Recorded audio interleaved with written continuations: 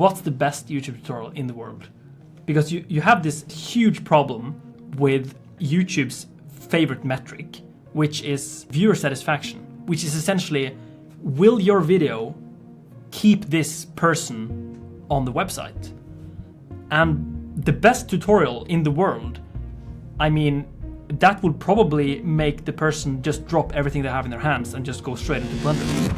G'day and welcome to another episode of the Andrew Price Podcast, the podcast for serious artists. In this episode, I am talking with Asbjørn, aka Polyfjord, which is a YouTube channel creating mostly Blender tutorials. You might have seen it. It also has possibly the most viral tutorial in existence. Not just Blender tutorials, but tutorials, period. His video, Robotic Arms in Blender, got an almost unbelievable 27 million views, 26 million of which happened in just the first 8 days. We talk about that specific tutorial, why he thinks it was such a success, and what Asbjørn thinks is the key to a great tutorial.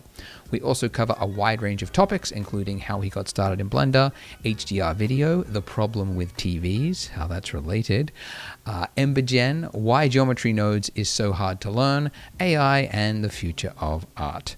As usual, the first 20 minutes is a little slow as we get warmed up, but I do hope you'll stay on as there is some valuable insights along the way. So without further ado, here is my interview with Polyfjord. Asbjørn, do you want to start by telling everyone how you got started in Blender? Yeah, I first got started in PowerPoint, just doing animations. No way. And then it sort of expanded into, I can't do everything in PowerPoint. I need some better tools. And then I transitioned hang on. into... What were you animating in PowerPoint? Like what? You can make like 3D figures a little bit. Like you can give some depth to stuff. And then this was super early on. I think I was like maybe 14 or I don't know. Okay. Yeah. I just realized that people are picking up Blender when I was starting with PowerPoint. So they should just go at full speed because that's just so much more powerful. Yeah. Yeah. That's right. Yeah. So yeah, I started with PowerPoint and then went into Adobe Premiere. And then it's like I still can't do everything I want to do. So then I fell in love with After Effects and Andrew Kramer's tutorials. So I got like 10 years of After Effects, I think.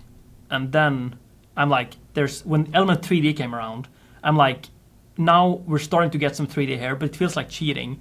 I don't want to fake the shadows. I don't want to fake the reflections. I want the real deal. So then I found Blender on a LAN party in... no way. I think it was 2011 or 2012. I'm not sure. Oh my goodness. Yeah. Hang on. So how old are you, by the way? 28. Yeah. 28. Okay. Got it. Wow. So you started when you were 14. Right. Okay. With That's Blender. Wow, is that correct? That might be wrong. Oh, no, wait. I started my YouTube channel I started my YouTube channel in 2011. Okay, right. So, and that was my third YouTube channel or something. I've got a lot of weird YouTube channels. But so I guess my Blender journey was like, I did the math and it was 12 years of Blender when this February. Yeah. Okay, 12 years. That's crazy. Yeah. Right. Yeah. Okay. And you found Blender on a LAN party? Yeah, they have all brought their Xbox, and I was like, I didn't know we were bringing Xbox. I didn't have an Xbox, so I just brought my PC. So I sat there and just made like a bunch of lights and the render stuff in Blender. Oh, that's crazy! Wow. Yeah, but you know what? I did actually go through my older comments on my YouTube account. There's this feature where you can see all the comments you've ever written, right? If you log into. No. So that's terrible. Yeah, so, I don't want to see those. No, but everyone listening to this podcast, if you have a YouTube channel, you should definitely go through. Because like if you're like me and you were like 16, 17 years old when you had the channel, I was like an idiot. So I had so many stupid comments. So I had to go back and delete a bunch of stupid comments. But what was really interesting is I found that I've been commenting on your videos for 10 years. No Isn't that way, really interesting? Yeah. That's crazy. Oh, wow. Yes, I found a lot of comments. I've left them there. So... I have some really old comments on some of your older videos. That's wild. Wow, I gotta go look for them now. Gonna hug. Yeah. Okay, so you started with PowerPoint. You then moved to After Effects, got a decade of After Effects under your belt, then found Blender. And how did you get started in Blender? How did you teach yourself? Yeah, there's probably a lot of the discoveries I did in Blender happened with, you know, there's certain limitations, like, oh, you can't do this in Blender, or at least it was more back in the days, I guess, like, oh, you shouldn't, like, smoke simulation in Blender. Yeah, I mean, theoretically it's possible, right? And then I was like, I gotta try and make something cool with this, for example. So I feel like most of the progress I've had in Blender has been like, oh, this isn't supposed to be possible, let's try and do that. Anyways, you know, I guess I think that's what made me start out in PowerPoint as well, because PowerPoint is really limited in terms of animation, and then that sort of mindset carried over to After Effects and then Blender. Right. Okay, got it. So you were trying to create things in Blender that didn't seem like it should be possible. Yeah, I think so. Maybe. Yeah.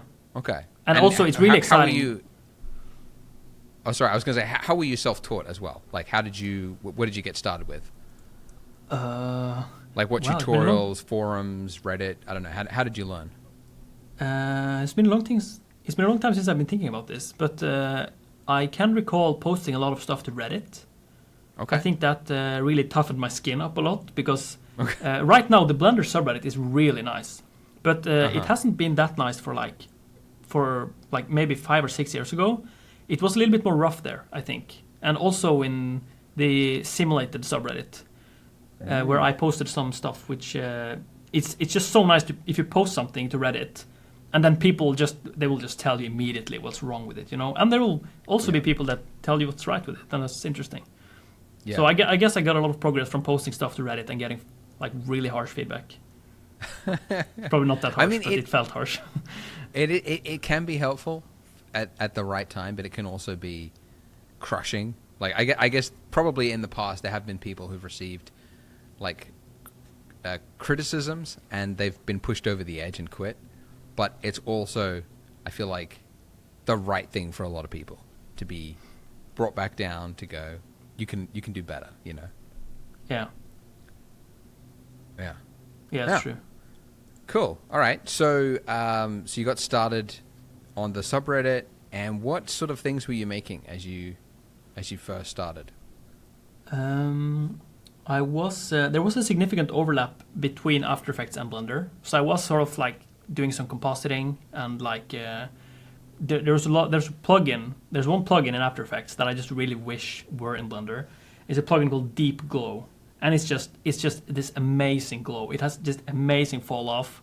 Yeah, it's just fantastic. Really? So interesting. Okay. Yeah, I was an intern in a VFX company for 9 months, and then I just learned so much about like the importance of optics, like chromatic aberration, and then like bokeh, like stuff that happens in the camera that you're trying to replicate. And you know, so many people are talking about the human eye when it comes to like photorealism, and I'm like, why are we talking about the human eye when we are trying to replicate mass-produced plastic, glass, and metal, and how the light sort of bounces around and hits the sensor that is also mass-produced, and we're trying to figure out how like to save the light data and using compression and chroma subsampling and a lot of stuff. So it was a really I learned a lot in those 9 months as an intern in a VFX company. Wow. Yeah. At which company, sorry? It was a company called Storyline Studios in Oslo. Oslo, so, okay, Storyline. Yeah, in Norway. So it's a beautiful gang of people. I just learned so much. So nice. I owe a lot of them to the, yeah. Got it. So it was a rather small team, but... oh, sorry. Is your workflow today a lot of After Effects? Do you take Blender work into After Effects a lot? No, I actually had to break up with Adobe. It's just, yeah, it was a little rough. Yeah, my friend, After Effects, my 10-year-old relationship with that amazing software just had to end because I just couldn't, you know, the prices of Adobe products were increasing, and I feel like they are using their money on onboarding new client or new customers, you know. They're making thousands of new apps, and I'm like, I After Effects to be shown some love, for example, and it just didn't get that love. So I'm like, I can't pay for this anymore. I can't pay a subscription for a program that doesn't evolve. That was my right. Yeah, I know. Like Corridor, they've had some beef with After Effects as well. I don't know enough about it. Like, what are the main complaints about After Effects? Oh yeah, I haven't been updated for a few years now, but I think it was the fall of 2020. That's when I stopped using After Effects or like any Adobe product. So I don't really know what the biggest criticisms are right now, but for me it was just that the price was increasing, and I just felt like I had to stop using it because it's just it felt so there wasn't any specific feature.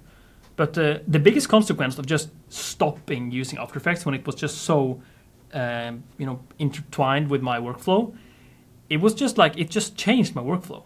I thought I would find like a replacement for After Effects, but it's just like it changed how I did things. So I used to render out like super clean renders from a Blender, like denoise everything, just everything making looking super perfect, and then into After Effects, and then adding the grain and the chromatic aberration and lens flares and all the optics there, in the post-processing. Yeah. So I would spend a lot more time in post-processing, but now I try and do as much as I can in Blender, in camera, and render out these EXR files, which just has unlimited dynamic range, and then you can grade them in DaVinci Resolve. And you're basically treating it as a film camera in Blender, and like what you render is what you get, And I'm really excited about that instead. So you're doing the, let's say, like lens flare, glow, and all the lens effects, you're doing that in the Blender's compositor. Yeah, although I just had to stop doing lens flares because, that just wasn't that easy to do in the Blender. So it's really not. That is a feature of Blender I wish got more love. Was post effects, because you look at I think even like Corona, V-Ray, they've all got these like very easy to use tools that add the simplest thing, like a specular highlight that glares into the camera, and it's so cumbersome to do in Blender. Like all the yes, there's a node that does it, but it's so bad. The default settings, everything just looks awful. I don't really know how to make it good, and I wish it just got more development love. Yeah, my particular field, like I don't really like to request features from Blender, but just one thing that I would love to have is like the custom bokeh shape, because that's just something I end up cheating all the time. We're just putting a plane super close to the sensor and just giving it this oval shape, I just really wish we got like a custom. That would be so powerful. Interesting. Yeah. I don't know enough about, actually, now that I think about it, what causes, since it sounds like you do know, what causes a lens flare or glare in a camera? There's this interesting picture where you can see that someone has sliced a lens in half online. Okay. There are a lot of pictures of that, and if you see them then slicing this camera in half, then you can see that there's a picture of like the inside of the lens. And what I always think about that picture is like, I'm just so surprised by how bright it is on the walls inside the lens, right? So I'm just thinking that lens flare and glare in general, probably not the lens flare, I'm thinking more about the glare now, I think. But just like the glare in a lens, it has to come from like light just bouncing around inside that glass cylinder, I think. Or, I haven't really found that much info about it. So. Oh, interesting. Okay. Yeah.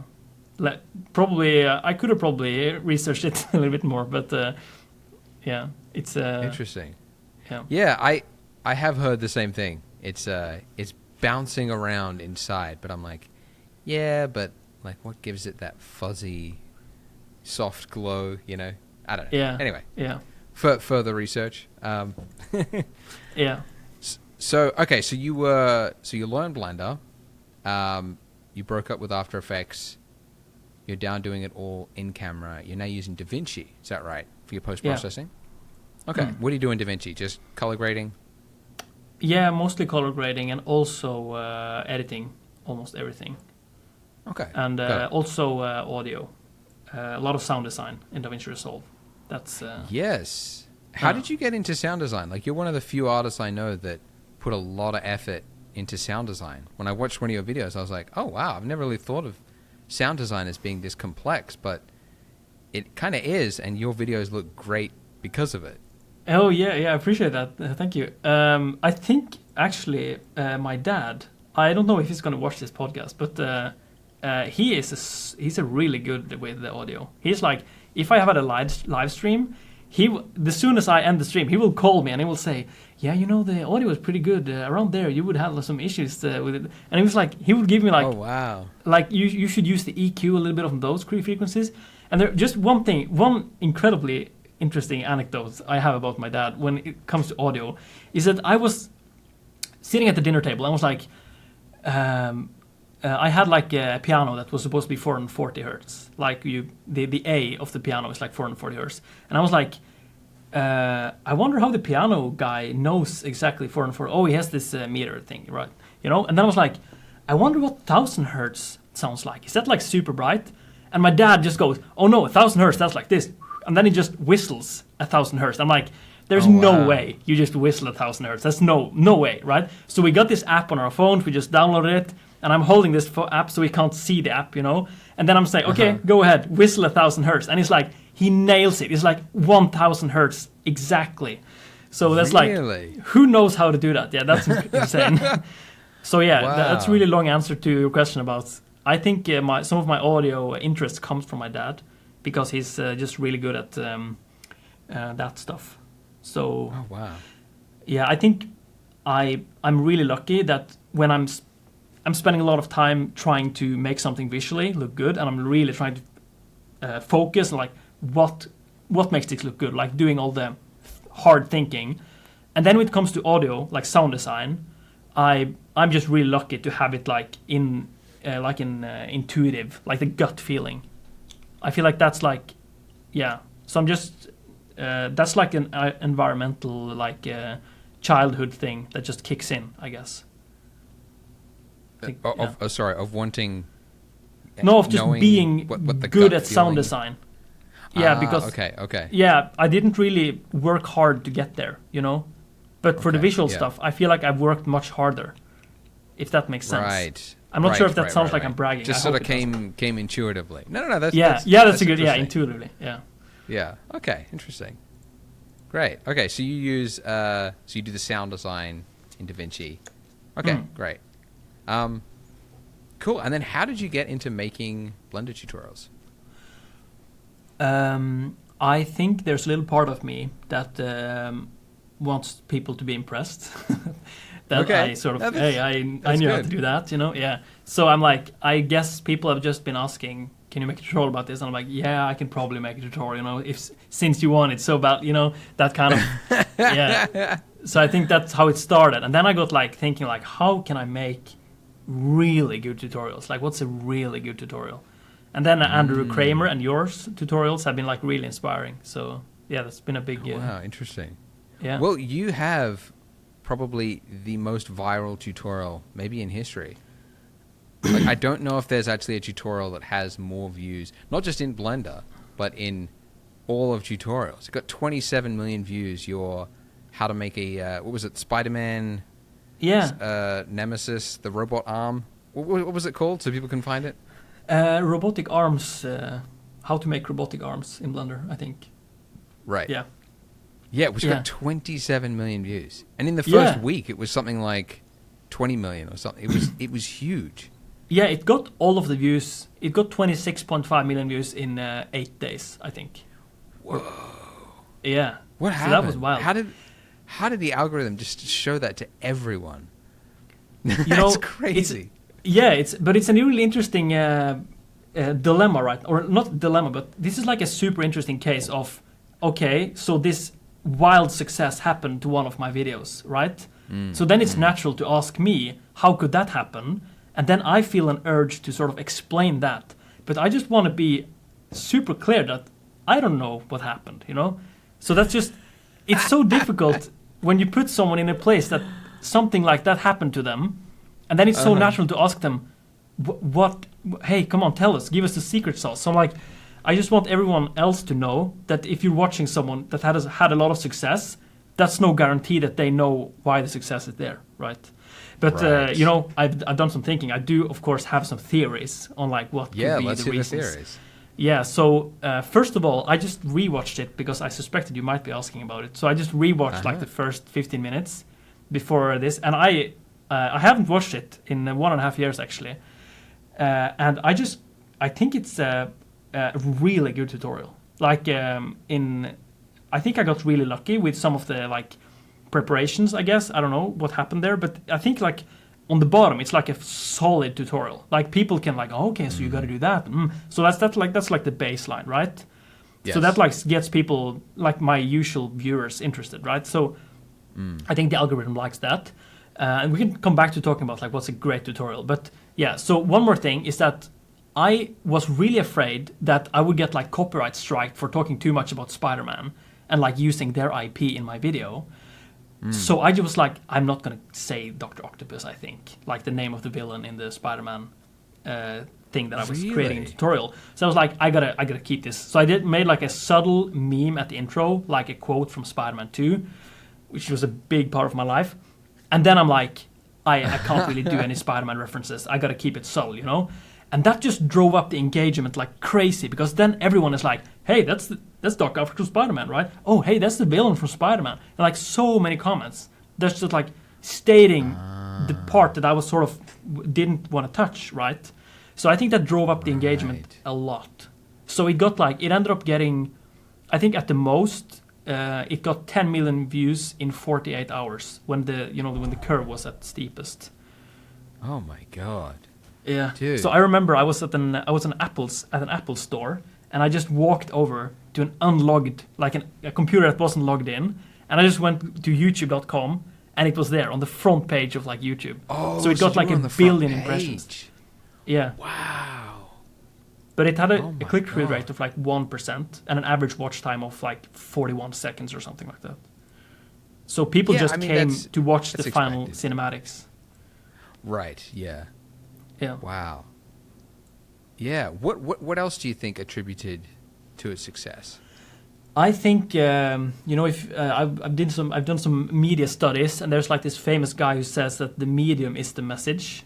I'm not sure if I remember. The medium is the message. Okay. Yeah, that's a famous quote from some media scientist guy, and it got me thinking that like, I think what that means is basically like you have to be aware that the format you're distributing in is a really big part of the content.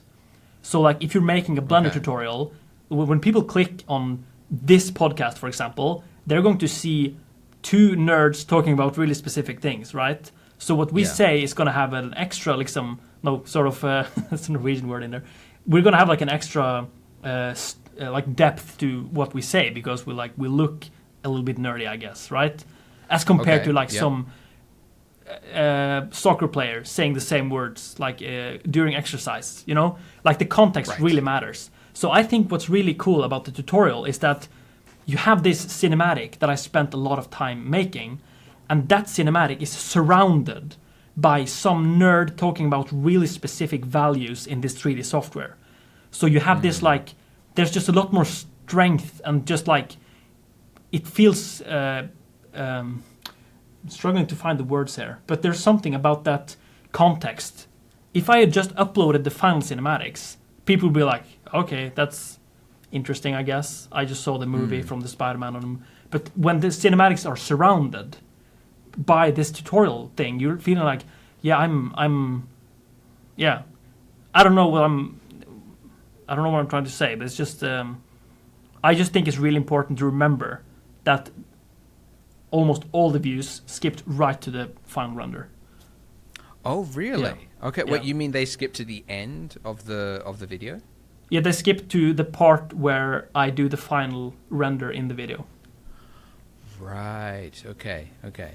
Yeah, I think I think there's, if I had to put on my hat as to what made it a success, I think it's for one, it's a pop culture reference that's been shown again and again. Like I was talking to Veritasium? He makes like science videos. I was talking to him at this YouTube convention the other day, and he was saying that like relevant, relatable is like one of the first traits. He has like a list of 5, but relevant relatable is like a really big one. If you had just made a video on like, I don't know, rigs in Blender and like mechanical rigs or something in Blender, for the general public, there is nothing at all of relevance to their everyday life, right? You haven't understood the viewer enough to know that the average person does not give a damn about rigs in a piece of 3D software they've never heard of before. But probably 1 billion people around the world, more than 1 billion, have heard of Spider-Man. And a large number of those have seen Spider-Man 2, which have the robotic arms. So that being the anchor point that everybody clicked on, because it's like, hey, it's that thing from that movie, you know. But then that's not enough to have a success, of course, because you look on YouTube, there's hundreds of tutorials around popular IP, and none of them have the views that yours does. I think the other thing that makes it a success is, for one, it's very fast-paced. You cover a lot of ground very quickly. You start by doing something like really simple, adding in a circle with 3 vertices, then you quickly build out this little segment of this robot arm using just keyboard shortcuts. But I think it's also because, like, just the other day I started watching this guy who was it Black Fusion or something? This YouTube channel of this guy that just does woodworking. He takes like these lumps of like tree, like fallen trees, and like cuts them up and then turns them into this like live edge furniture. It's called living edge furniture, whatever you call it. And I just started watching it, and they're like really long videos, like 40 minutes long, and he's just explaining all the problems that he faced whilst building it, but what's important about it and why this is important. And this step, even though it takes an extra week or something of work, is really important. Is you're watching somebody who's very, very good at their craft, and you're learning things about furniture and about this foreign, I don't know, something that we've all seen. We've all got furniture. We've all seen like artisanal furniture and this live edge stuff before, but nobody's ever really explained, how it gets from a tree form into a piece of furniture and how many steps it has to go through to get there. And there's something satisfying about that, I think. And I think the same is true about your video. It's like people are seeing how much work goes into a VFX shot in a movie. How do they actually build that rig from scratch, because true. you're seeing the entire thing come to life through it. Whereas you don't even get that in like a Hollywood like behind the scenes thing, an official behind the scenes. They usually just show you like the finished Spider-Man shot, and then maybe a bit of like, the wireframe views or something, maybe some nerd working on a computer, but you never really see the process all the way through. Yeah. I don't know. That was sort of what I would put it as. Yeah, and that's true, because in that tutorial, I didn't set out to show someone how to, like, if you're comparing it to like the behind the scenes of a movie, they are trying to impress someone by showing how incredibly advanced their team is, right? Yes. But so that's like indirectly technical, right?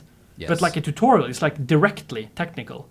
So it's a really interesting that you get that firsthand. But I think it's really important for tutorial makers to watch DIY videos, like the one you mentioned, the channel with the physical thing, because it's very similar, I think. Like, here's what we're going to make, here's what we have as assets, here's the final. That's it's the same recipe, I think. Yeah, definitely. Yeah, it's something that is, it's the most important thing, I guess. Like, if you wanted to have a career making YouTubes on YouTube, the most important thing to figure out is, how do you get views? It's like the most basic thing. And it's unfortunately a bit of a black box that is very hard to untangle, because there are topics that you think would be a success, and then they're not. And then there are ones that you wouldn't pick, and then they just blow up, Yeah. Like, one of my videos is how to make a subway never expected that to get millions of views. Yeah. It was just there's no popular IP associated with it. It's just a random subway corridor. And it was like 5 million views or something. You know, I don't know. But then another one would be similar and doesn't get a fraction of the views. So it's like, I don't know. What advice would you give to someone who is making tutorials? How can they make great tutorials? So the best tutorial in the world. What's that? Yeah. Yeah. So what I've been thinking a lot about this. Like, what's the best YouTube tutorial in the world? Because you have this. There's a huge problem with YouTube's favorite metric, which is viewer satisfaction, which is essentially, will your video keep this person on the website? And the best tutorial in the world, I mean, that would probably make the person just drop everything they have in their hands and just go straight into Blender, right? So that's like super difficult because like you have the strongest force of the tutorial is like, we have to make the viewer try this tutorial. We have to sort of teach them that this is possible to do with free software on a low budget computer. You can do it right now if you want to. Nothing stops you. It's free. It's super available. Yeah. But then YouTube wants you to make a YouTube video that just puts the viewer in a really good mood, or perhaps even angry, which is also scary. But you want them to keep them on the website, right? Yeah. So I think that's like the biggest challenge. Like, how do you do that? So what I did, a couple of, I'm not sure if months, it might be like 6 months or something. I made a second channel, like Polyfjord Deep Dive. So my idea was that, what if I make a tutorial channel, my main channel, and then every time I make a tutorial, I just make a little bit more advanced tutorial on my second channel. So that second channel takes the bullet, right? Oh no, the algorithm didn't want this video because it's not keeping the viewers on the platform. But my main channel video keeps the viewers on the platform. You know what I mean? But I don't think that worked because it's just too much work with the second channel. So I'm just going to try and keep that more of a side project. I don't know. I'm going to put my passion projects there. But yeah, like the best, like how would you make a great tutorial? I think you should start by showing a really clear problem and then showing a solution to that problem. And most likely, your solution to that problem will just bring up another problem. And then you should just jump onto that. And then you should just move from problem to solution to problem to solution. And right after you've reached a new solution, you should immediately present a new problem. So you have like, okay, today I want to make a car animation in Blender. So first, let's import this car. Oh, hang on, it's a bajillion vertices. We have to reduce the amount of vertices. Okay, so here's a tool you can use to do that, right? And then every time you find a problem, you have to solve it. And then once you've solved it, bam, you make a new problem. And then I think that's a really great... but I think it also has to be quite entertaining. I agree. Oh, yeah, for sure, yeah. I would also... I don't know, push back a little bit, because I did actually talk to some guys from YouTube at an event, and they were saying that there is... obviously, YouTube does care about keeping people on the platform, but it's not actually... like, they don't actually penalize videos if it takes you off the platform. Okay. Or it stops you watching videos, because they said they know that if they made a super addictive product that kept you on the website, like just constantly like a crack addict, just clicking and clicking and clicking, you would eventually crash and quit. You would not come back to YouTube, because that would be such a disruption on your life that it would not be a positive force. It would be a negative force. And eventually, over a long period, people will cut that out of their life, basically. So that's why, I don't know if you notice, like sometimes on YouTube, you'll get like almost like a survey on a previous video you've watched in the past. It says, what was this video? Was it useful? Was it enlightening, inspirational? And they're doing that because they said the standard YouTube metrics can't tell you everything.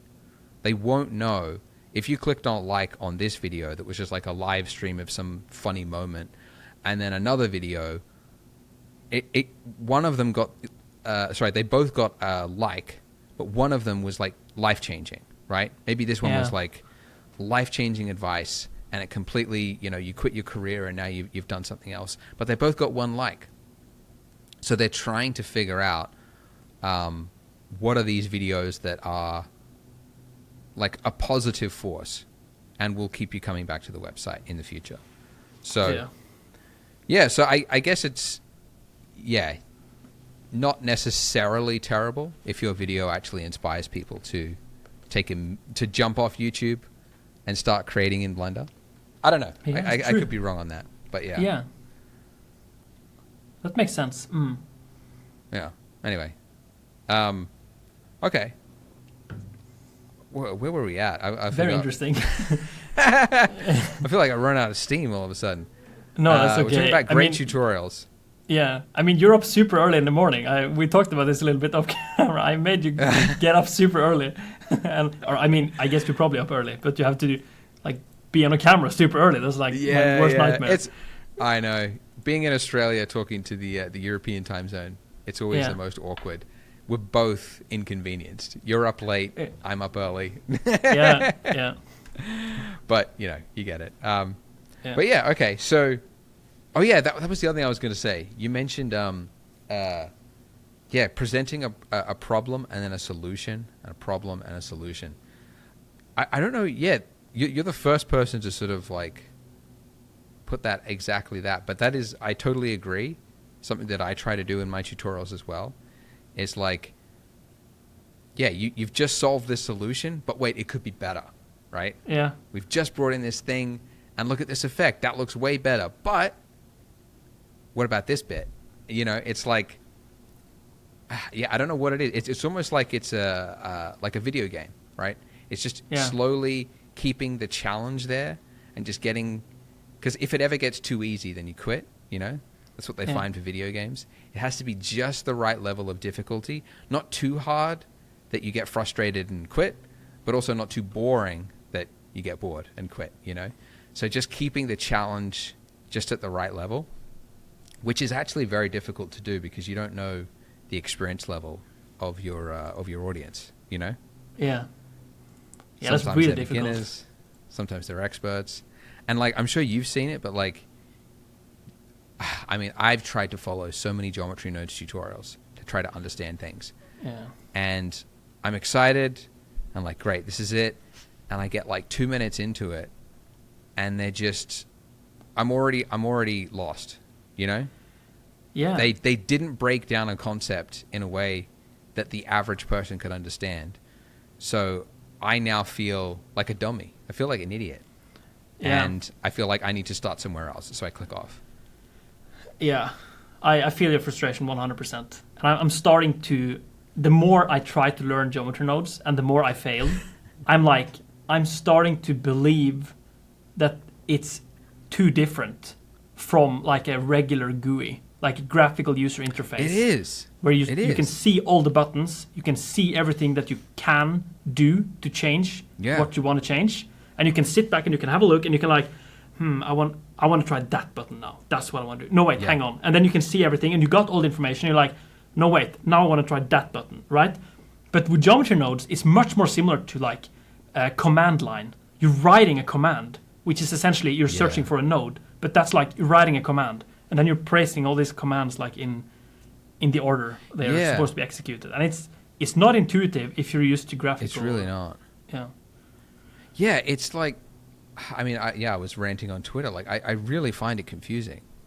Yeah. I don't know what it is. It's because user interfaces can also be that, especially if you look at the simulation, fluid sims and stuff like that. These values that don't seem to have any, I don't know what it does, Yeah. But Geometry Nodes is another level. It's oh, you want the particle to move. It's first add in a vector node, and then you need to multiply that vector by an attribute that you reference later on in the chain. And I'm what the fuck? How does this? Yeah. I don't know. I feel like an idiot every time I do it. It's really bugging me out. Yeah. How deep have you gone I haven't really. There was one night I was experimenting with Inkscape and I exported some SVGs into Blender, and I got a really interesting workflow where I could just like take some outlines and import an SVG, and then it was like, that's a curve, and I'm like, this can probably be used for something in geometry nodes. So I just opened up geometry nodes and like saved 10 backups. I'm like, this is not going to work. And then I just sort of ended up managing to follow some tutorials and make roughly what I intended to make. But it was it was really slow. And usually when I figure out something new like that, I'm like, this is cool, let's do more of this. But somehow with geometry nodes, I'm like, it felt like doing a chore. And I'm like, what's wrong with my brain? And I get almost a little bit depressed. And it's difficult. It's super exciting, and it enables you to do so much more. Like, you just look on Twitter or anywhere else, and there are people doing things with Blender that were previously impossible. There was no way to do a lot of this stuff. Yeah. So it's really cool for that. But it seems to be not for artists.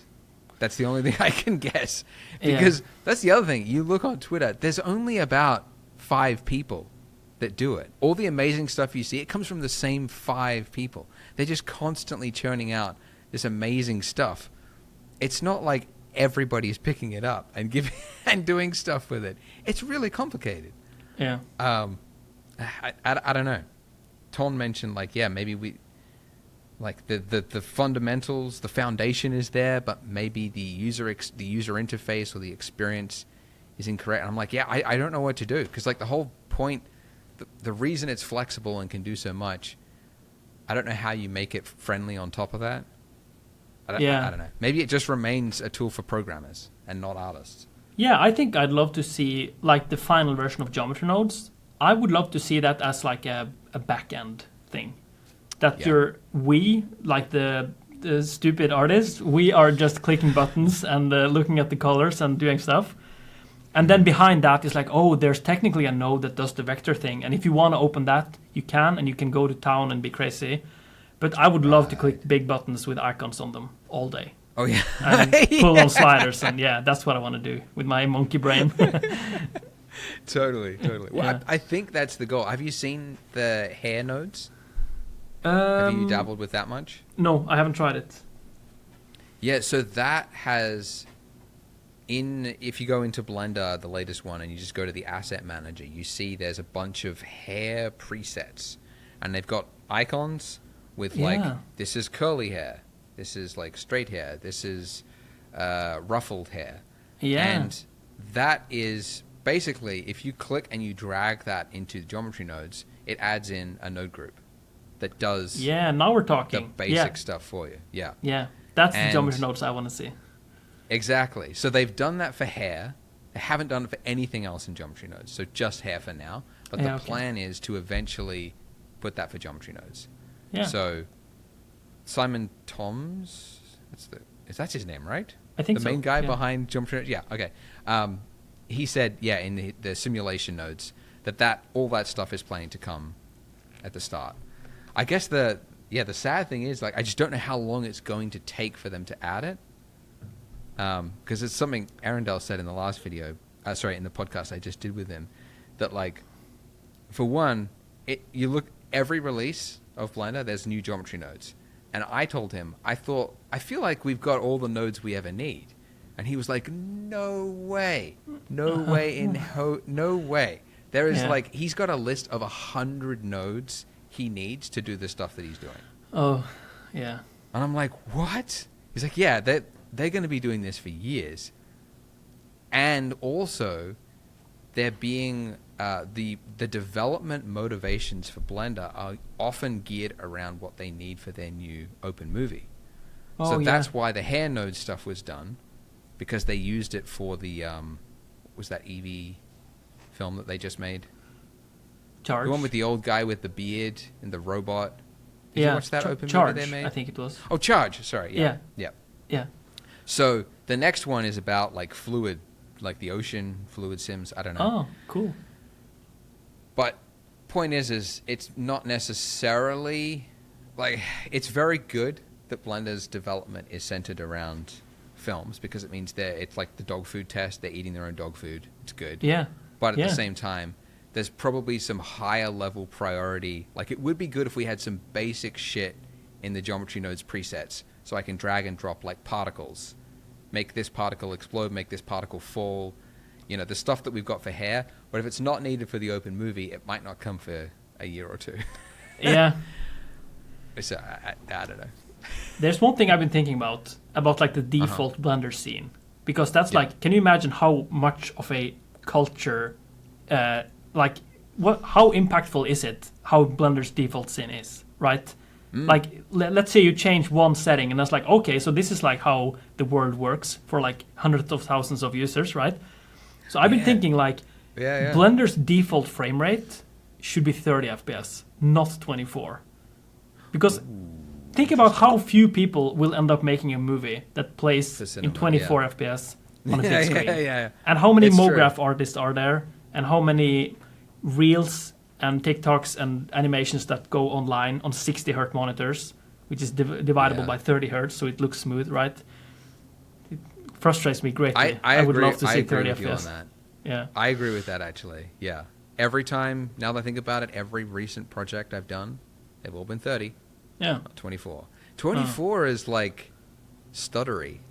Yeah, I think it's an amazing, what's it called, like a litmus test? Is that it's an amazing litmus test. If you see someone that uploaded something in 24 frames per second, they either they know exactly what they're doing, and they're seasoned professionals, and they're like chefs doing amazing work, or they have absolutely no idea what they're doing with the frame rate. It's like there's nothing in between. It's very interesting to see. Yeah, I've never thought of that. If you go to YouTube and search for drone footage, and everything will be choppy because everyone films in 24 and uploads in 30. It's horrible. They upload in 30. Yeah, you can use a dot and comma on like your YouTube player to go advanced frame by frame. Oh yes, and then it just feels horrible. Yeah. But what were you saying about? I can't remember what I was going to say. Can't be important. Something frame rate. Yeah. But yeah, no. That's right. I was going to say my early animations that I made, like one of my super early tutorials, was like it had this text that fell onto a plane, and then these green particles like exploded out, and I did that in 24 because I thought 24 is cinematic. Nice. Yeah. And I did it, and it was like stuttery. It was like, and you could see like these particles, and I was watching it, and I'm like, does that feel stuttery? I'm like, no, maybe it's just me because I've been looking at it for too long. And then I upload it, and everyone was like, yeah, this is janky as hell. Oh, yeah. And I'm like, but how do they do it then? How do they do it in movies that 24 actually looks correct? Because like it seemed like for the fast motion of the particles, there just wasn't enough frames there for your eye to understand what was going on. So it needed 30 to get that proper motion, basically. Yeah. I don't know. But No, I just don't know. remember that. Yeah. And ever since then, I've been like, 24 can look stuttery, so I'm going to avoid it. Yeah. Yeah, I'm a What's big with fan the of 29.97? What's that for? Oh, that's some really stupid, outdated CRT stuff from the United States, I think. Really? Yeah, I think Captain Disillusion has an amazing video on it. And there's also a really long one by Taran van Helmert, the Linus Tech Tips editor. He has an amazing long video where he really shows you the difference between 30.0 and 29.967 or 976. Wow. Yeah. Okay. And it's I have to check that out. I would love to buy a camera that can shoot in 30 FPS and not 29.9. Wait, so are most cameras 29? Yeah, every camera. I don't think there's a single camera available that shoots in like 30.0 frames per second. Like almost all of them shoot in twin, and it's horrible. Yeah, because why can't we? Are they lying when they say it's 30? Are they just rounding up? Yeah, they're just rounding up, and I think all monitors are. Well, I think most monitors are 59.96. What? Just because? Oh, no. I don't really know. I'm not sure. I have high refresh rates all the way. What's that? Damn. So there's got to be a reason that it's like almost there but not quite. Why is that? Why would they put a monitor that's almost 60 but not quite and a camera that's almost 30 but not quite. Yeah, but the reason was that there was some technical stuff back in the days, but like right now there would be no problem to just change it. But they just no one is taking the first step, I guess.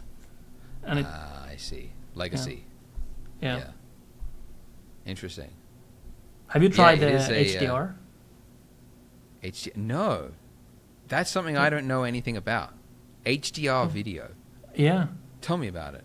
Yeah, I wish you asked me earlier if there was something I'd like to talk about. I definitely want to talk about HDR, 100%. All right. Well, let's go. So HDR it's just 10-bit video. It's like you have 8-bit video with 256 levels of red, green, and blue.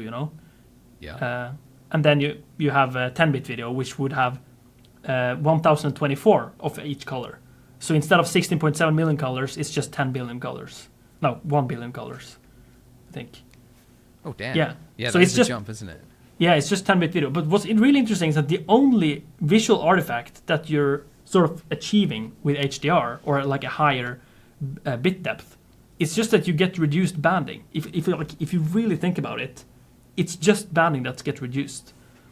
But imagine that you're the CEO of the world's largest TV company in the world, right now. It doesn't really matter which company it is, but imagine that that's you, right?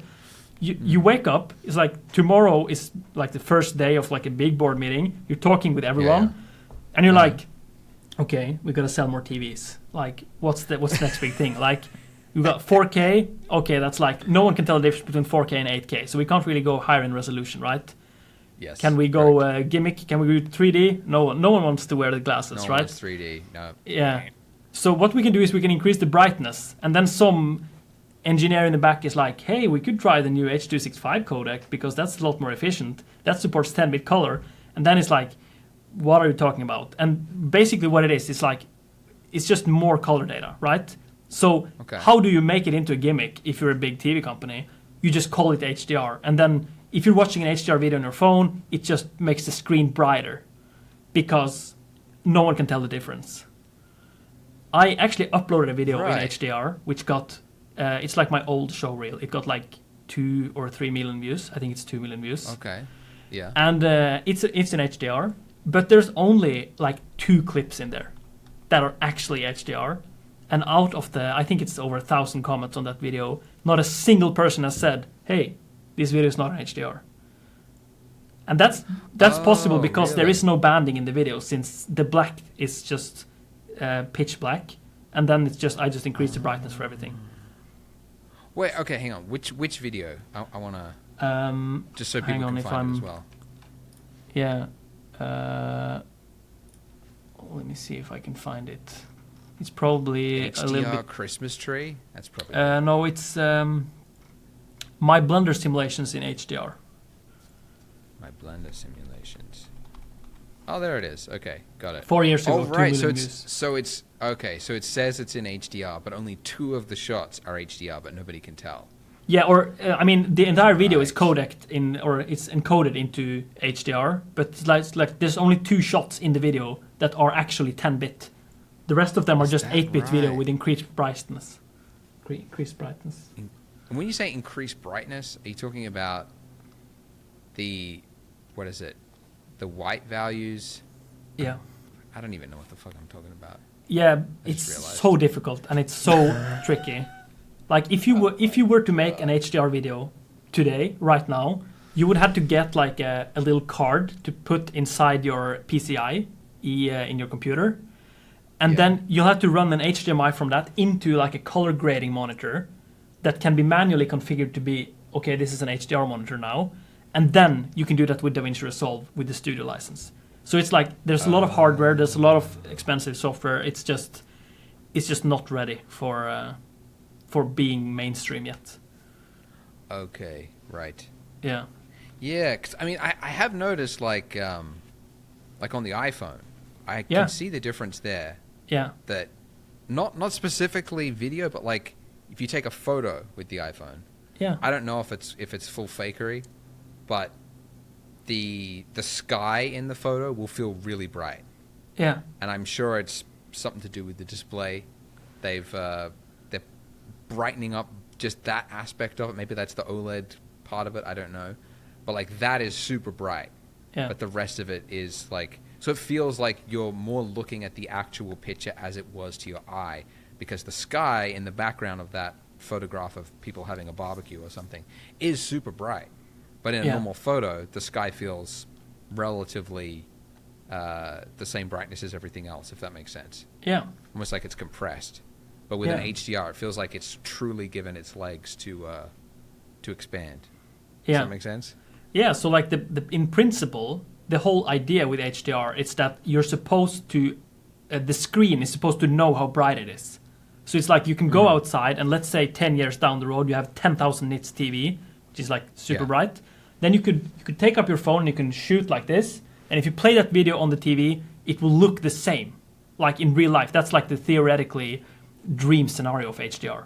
That the sky, the sun will be like, I don't know, that's a bad example, but the reflections in the leaves, that's exactly 5,500 nits or some value, you know. And then that's exactly the same on the monitor as well. So that's like the point. Whoa.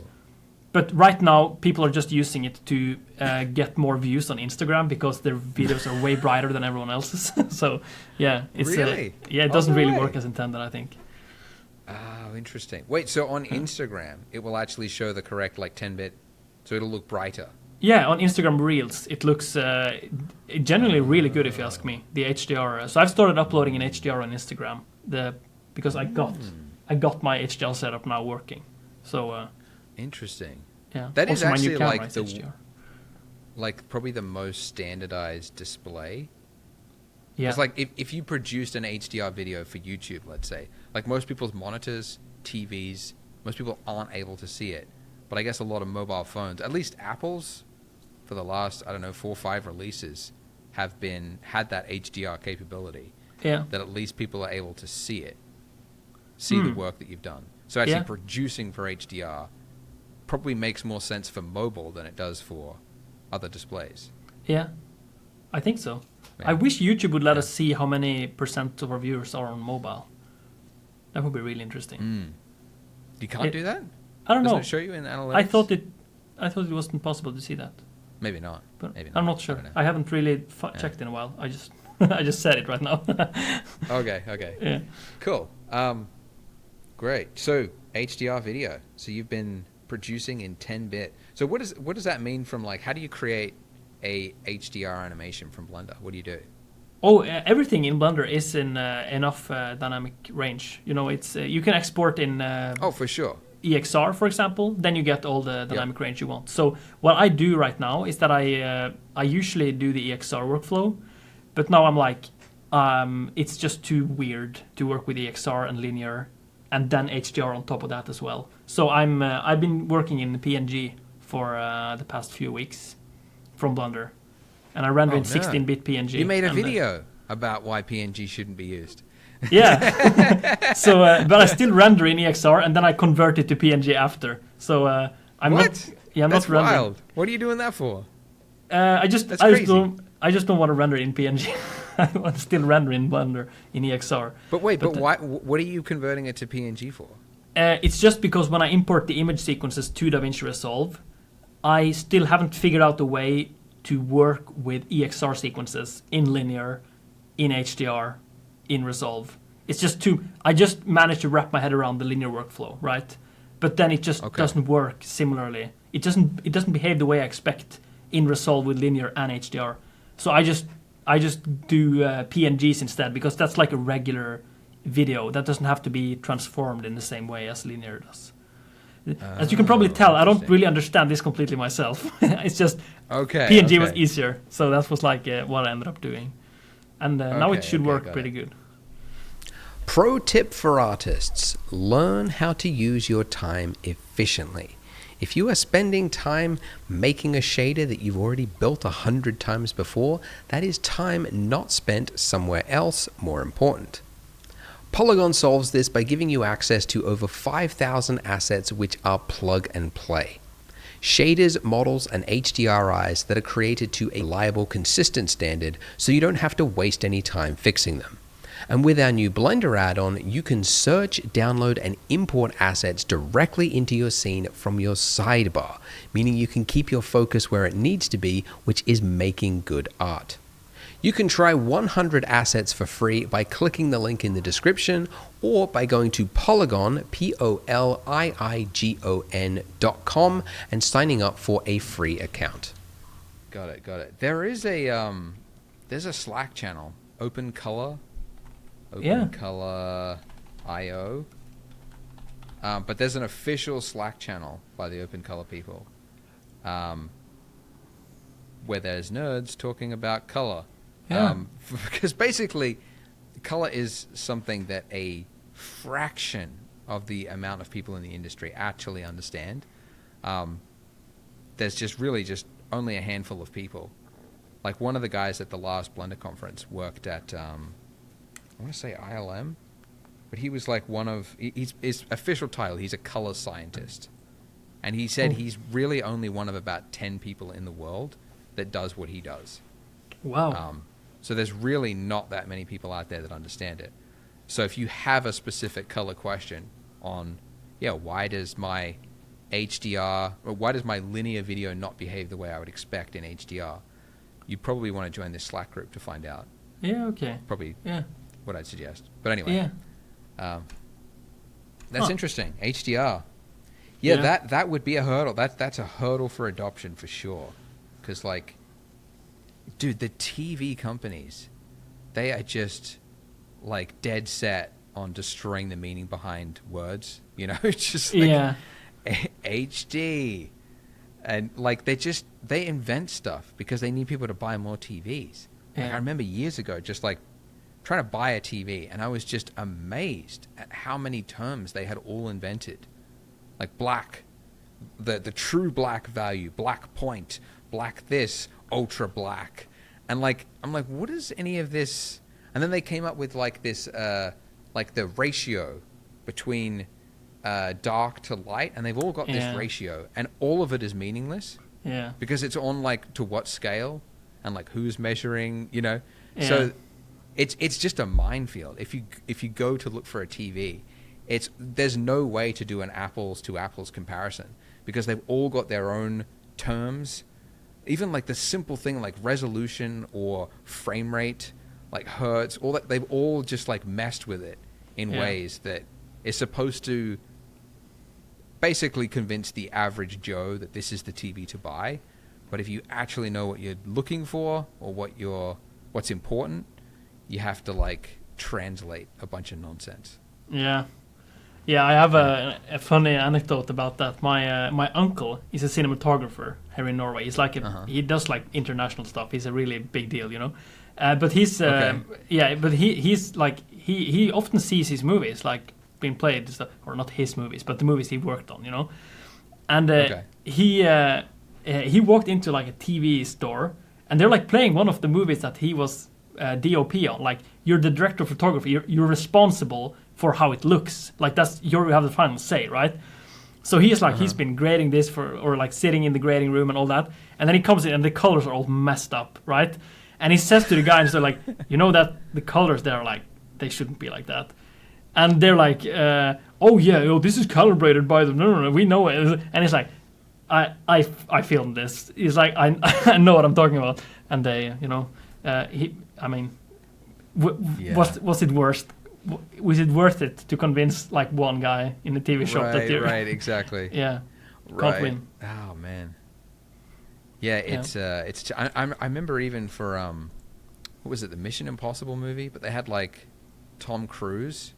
Yeah. Like part of their marketing was Tom Cruise sitting in front of a camera going, "Guys, turn off the motion features of your TV if you're going to watch Mission Impossible." Yeah. And they went on to explain, like, we go to great lengths to shoot this so that it can be enjoyed the way we intended, and TV manufacturers just keep fucking it up.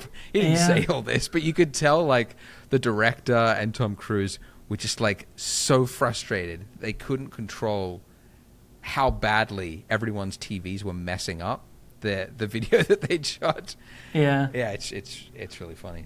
it's almost a little bit hypocritical though, because they are making the movies to be enjoyable by as a broad audience as possible. And the TV manufacturers are using this setting to sell TVs to as a broad audience as possible. So then why are they entitled to say like, hey, but don't do that specific thing to sell it to a broad audience, because we want our movie to appeal to a really broad audience, but just maybe not actually. It's really difficult that they're, Yeah, I think it's because like, I remember hearing like, there's a setting on like a lot of TVs. It's like soccer mode. Yeah. And it's for watching live sports. And live sports is one of the cases where it does actually help to see that true motion, because it does feel more fluid, because it's like interpolating between frames, this kind of motion. But there are other shots where it just looks horrible, like cinematic stuff that's 24. And if you've got that setting turned on accidentally on a TV, it just looks horrible. Yeah. Like it, I can't remember what it was. I think I was watching Last of Us, and I was watching it. I've got it turned off on my TV, but for whatever reason, this streaming platform that I was using it had it turned on for their content. Oh. So there was like this shot where like he walked from behind a bar, and he just kind of like morphed there. Like he almost like turned into jelly between the frames, and just kind of went. And I was like, "What the fuck was that? That looked horrible." Yeah. And you couldn't turn it off. So it's probably that. It's like, because that's the other thing. That's something else I learned. All TVs have their calibration maxed up to the highest brightness setting, because it's being sold in a TV store. And you have to think, these stores are not opening up the box of the TV and then color calibrating it to look correct for their scene. They're just opening the box, plugging it in, and going, job done. Yeah. So when the customer walks in there into a room that's filled with fluorescent lighting, and they're looking at a row of TVs, the TV that's the brightest will look the best.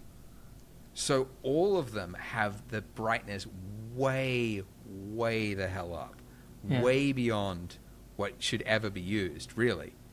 That if you use, I think I did it for my you can get like a Blu-ray thing from Disney for color calibration. And you put in this Blu-ray, and then it'll walk you through like how to do it. But basically you end up turning your setting for your TV like at about a quarter of what it can go for the brightness. Because without that, it just means like every shot in a cinematic movie, like every dark shot, every minute movement in the background is super bright. Anything that's not completely pitch black has just been brightened. Yeah. So it can never really be enjoyed like it can in the movies with a default TV setting. Yeah, true. Yeah. So yeah, if you haven't done that, color calibrate your TV. It's definitely worth it. Yeah, I'm big. Yeah. Yeah. It's really interesting though that we're supposed to like choose, and like when you're getting all these options, like we want the brightest TV, and you're like, and it comes back to this like, is it Apple that has this thing that they're like, people don't know what they want or something like that? Is it Steve Jobs? I don't know. And I'm like, the more I think about stuff like this, it's like, he's onto something. You know, people might not always know what they want, or they think they know what you want, but here's what they need. You know.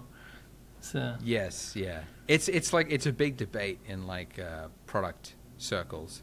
Yeah. But like you have to listen to customers to hear what their pain points are, but you don't have to listen to what their perceived solution is.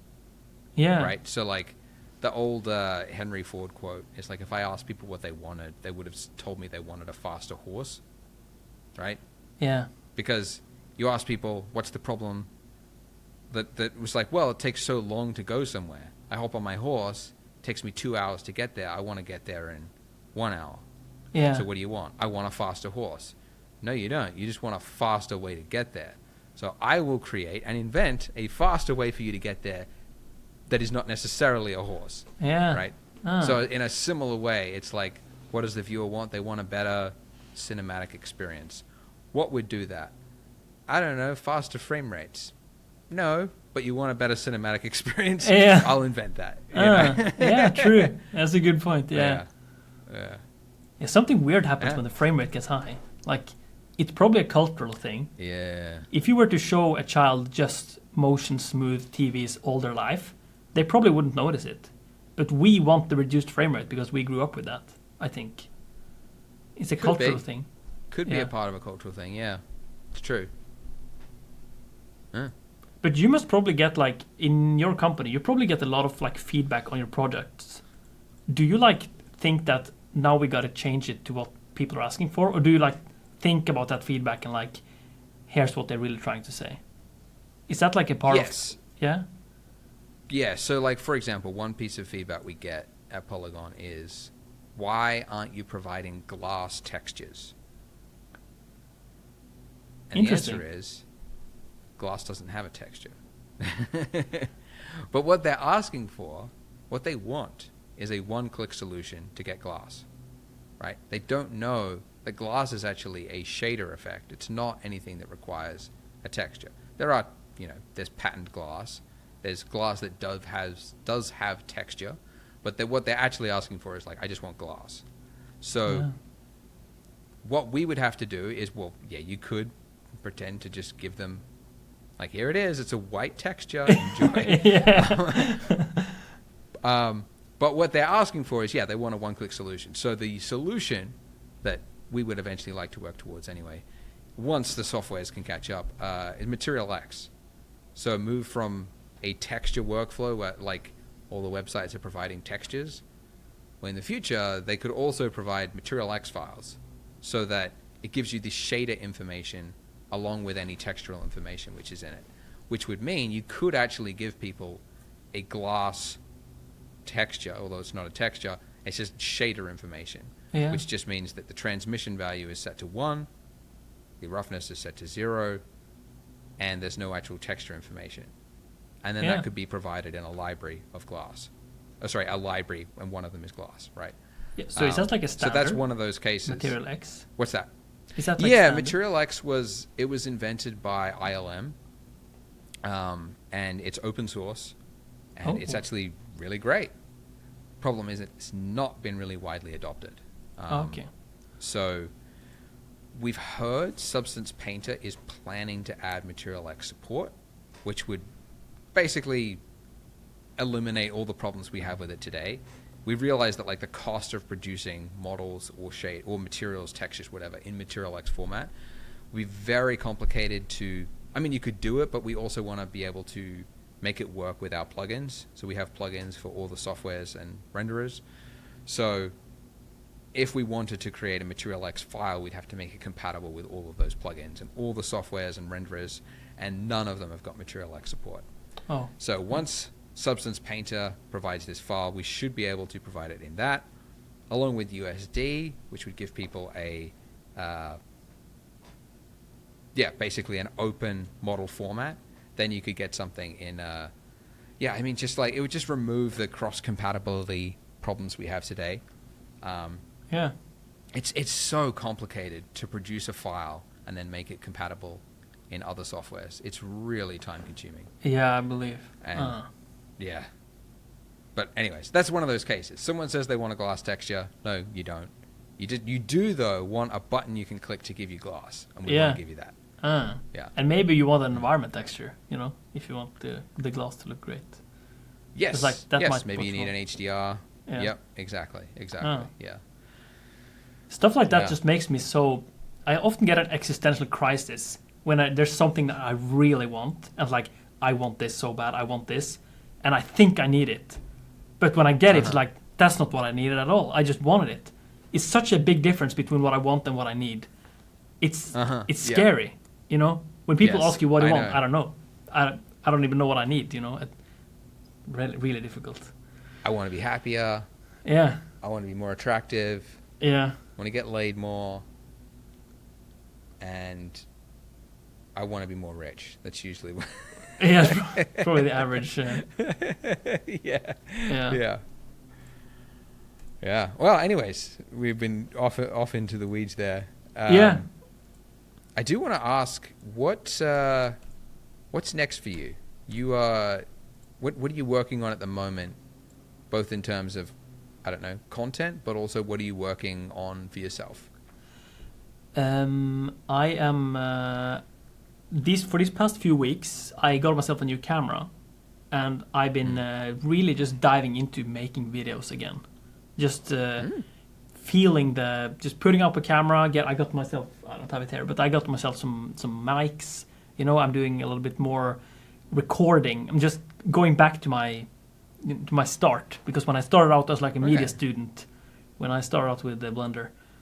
So I'm just so excited to be back in business with camera and cables and a little bit of lighting, and then maybe some 3D tracking. You know, coming home from a shoot and then plugging it into a computer and just dealing with that. I just love that so much. So in my latest video that I posted, I'm not sure when this podcast goes live, but it was at the beginning of July. I just made this smoke character concept, which was a sponsored video by Asbjørn. Oh, Asbjørn. Yeah, I just walked around so much in like the forest and just did a bunch of stuff. And not everything ended up in the video, but I had a great time making that video. So, that's awesome. Yeah, and I made that great. video. I'm curious actually. Yeah, what do you think of Asbjørn? I really like it. I've been saying this before, that I really wished it was a Blender plugin, but now that I've been using it, I'm like, and I've also been seeing some behind the scenes of what's coming up in Asbjørn. I'm like, it has to be a standalone software. It's just so powerful. So really, yeah. Wow. I don't think a Blender that's like a Blender plugin. That's what I think I want, but it's not what I need. What I need is a fast way to simulate smoke, and that will never happen in Blender in the next 5 years, I think. That's true. That's true. Blender has been very, if I'm being totally honest, like just horrible at supporting simulations. They've just added like, since forever, really, just like basic fire or smoke support. And it feels like they've checked a box and then just moved on. And yet you can't use it for really anything serious. Yeah, I don't really know. And then they came out with like Mantaflow, the new fire sim stuff. Yeah. And then it was fucking broken. Like day one. It had bugs that I know this. Yeah. Because like no one had made a tutorial on it yet. I'm like, I'm going to make one. And then I picked it up and then I went, oh, I've discovered these 4 bugs. I lodged them. They have not been fixed in, 3 years since lodging them? And they're not going to be fixed, apparently. They're moving on. They're going to move away from Mantaflow to something else. So I'm like, God damn. Anyways, sorry, that was... Yeah, no, my yeah. little rant. Yeah. Yeah, I was most upset about the change they did when I introduced Mantaflow, because they removed the feature of there's this thing called inherent velocity, where you have an object moving around and the smoke just gets the velocity from that object, you know? And in Blender's old smoke simulation, you could have like armature that deformed mesh, and then this mesh would sort of throw the smoke around. You would get like the inherent velocity of the deformed objects. So you could do this smoke character where you can import the mocap and attach the smoke to that, and you could really throw the smoke around. But that doesn't really work with Mantaflow, because with Mantaflow you only get the velocity from like the object of the armature. So if it's working, that's like one direction. There's no deforming, right? So, but with Asbjørn, you get that deformation, and I was just really excited about that. So I got to explore that smoke character concept again that I did many years ago. Oh, that's awesome. Yeah.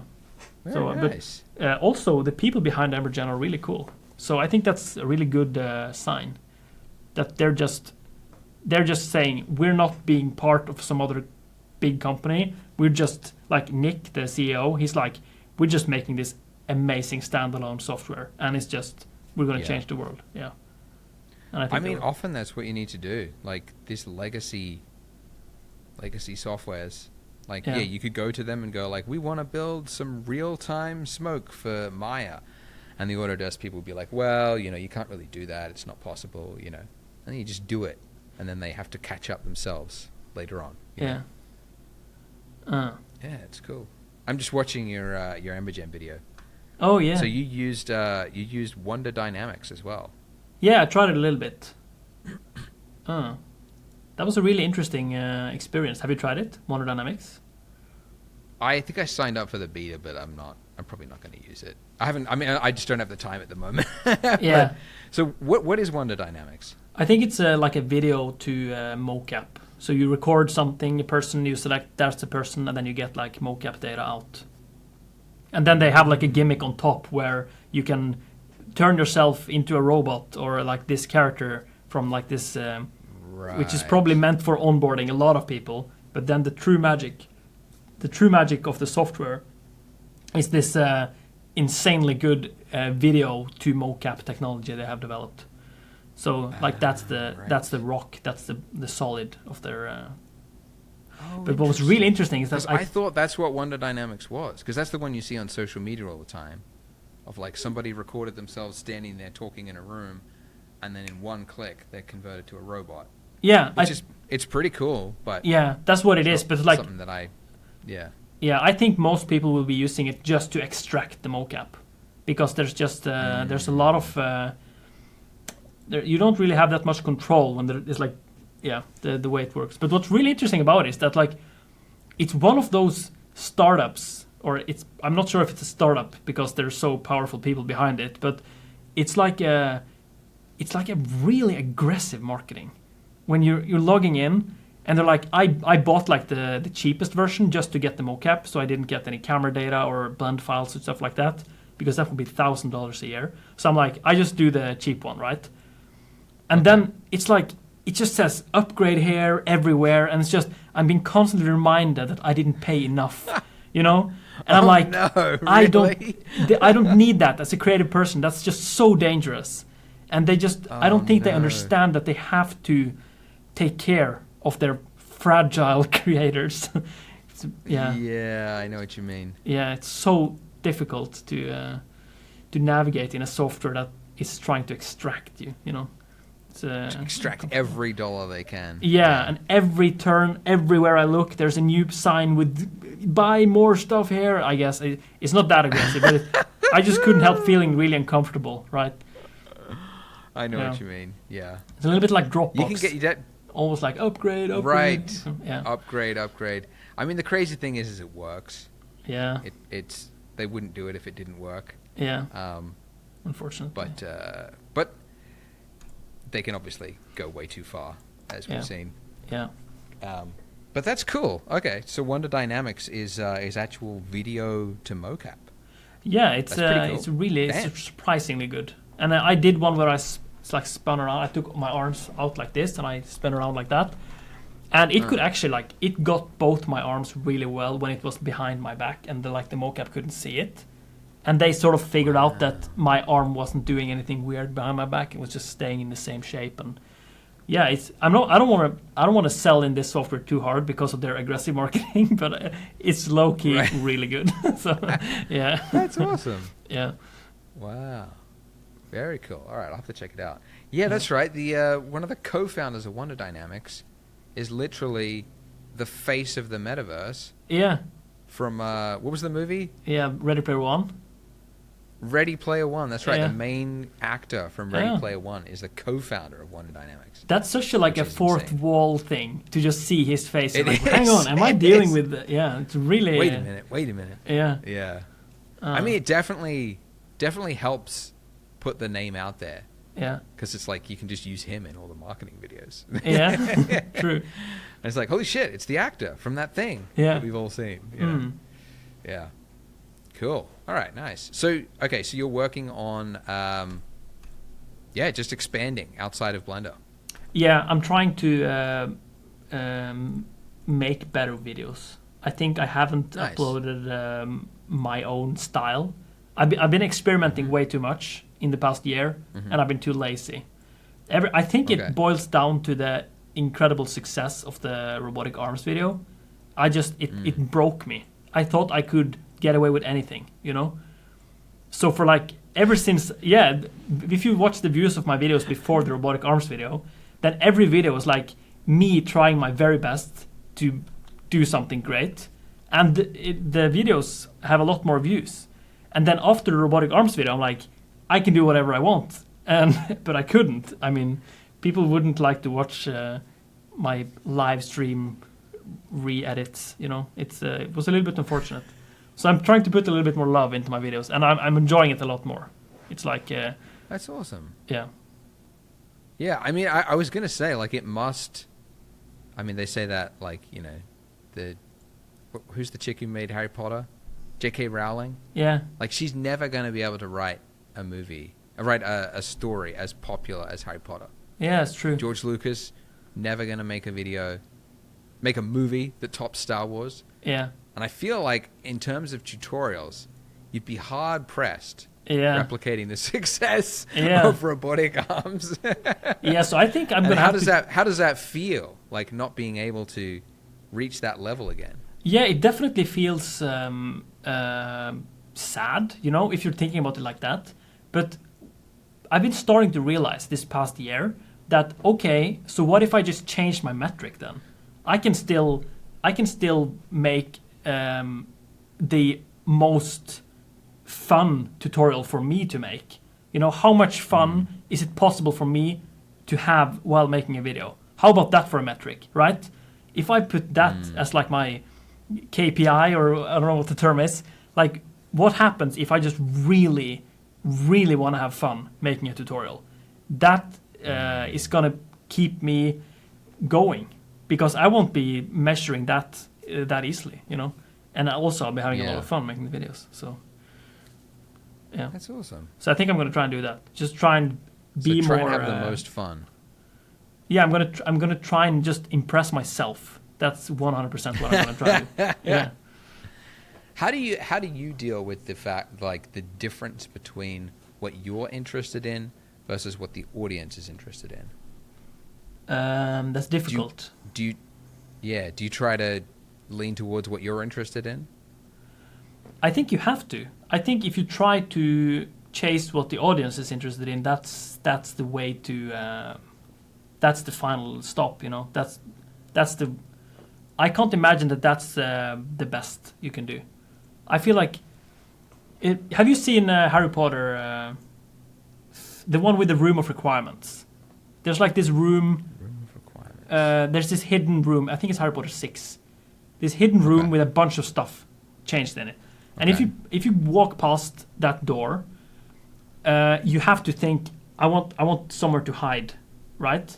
And if you think that you want somewhere to hide, then the door opens, and then you will find a place where everyone else has hidden a bunch of stuff, right? That's how you get in the room. You think, I want to hide something, and then this magical room will open up, and this is a place where you can hide something. Everyone else has hidden stuff. If you go to that door and you think, I want to find something, I want to find what people have hidden, you will not get into that room, right? You have to have the correct mindset.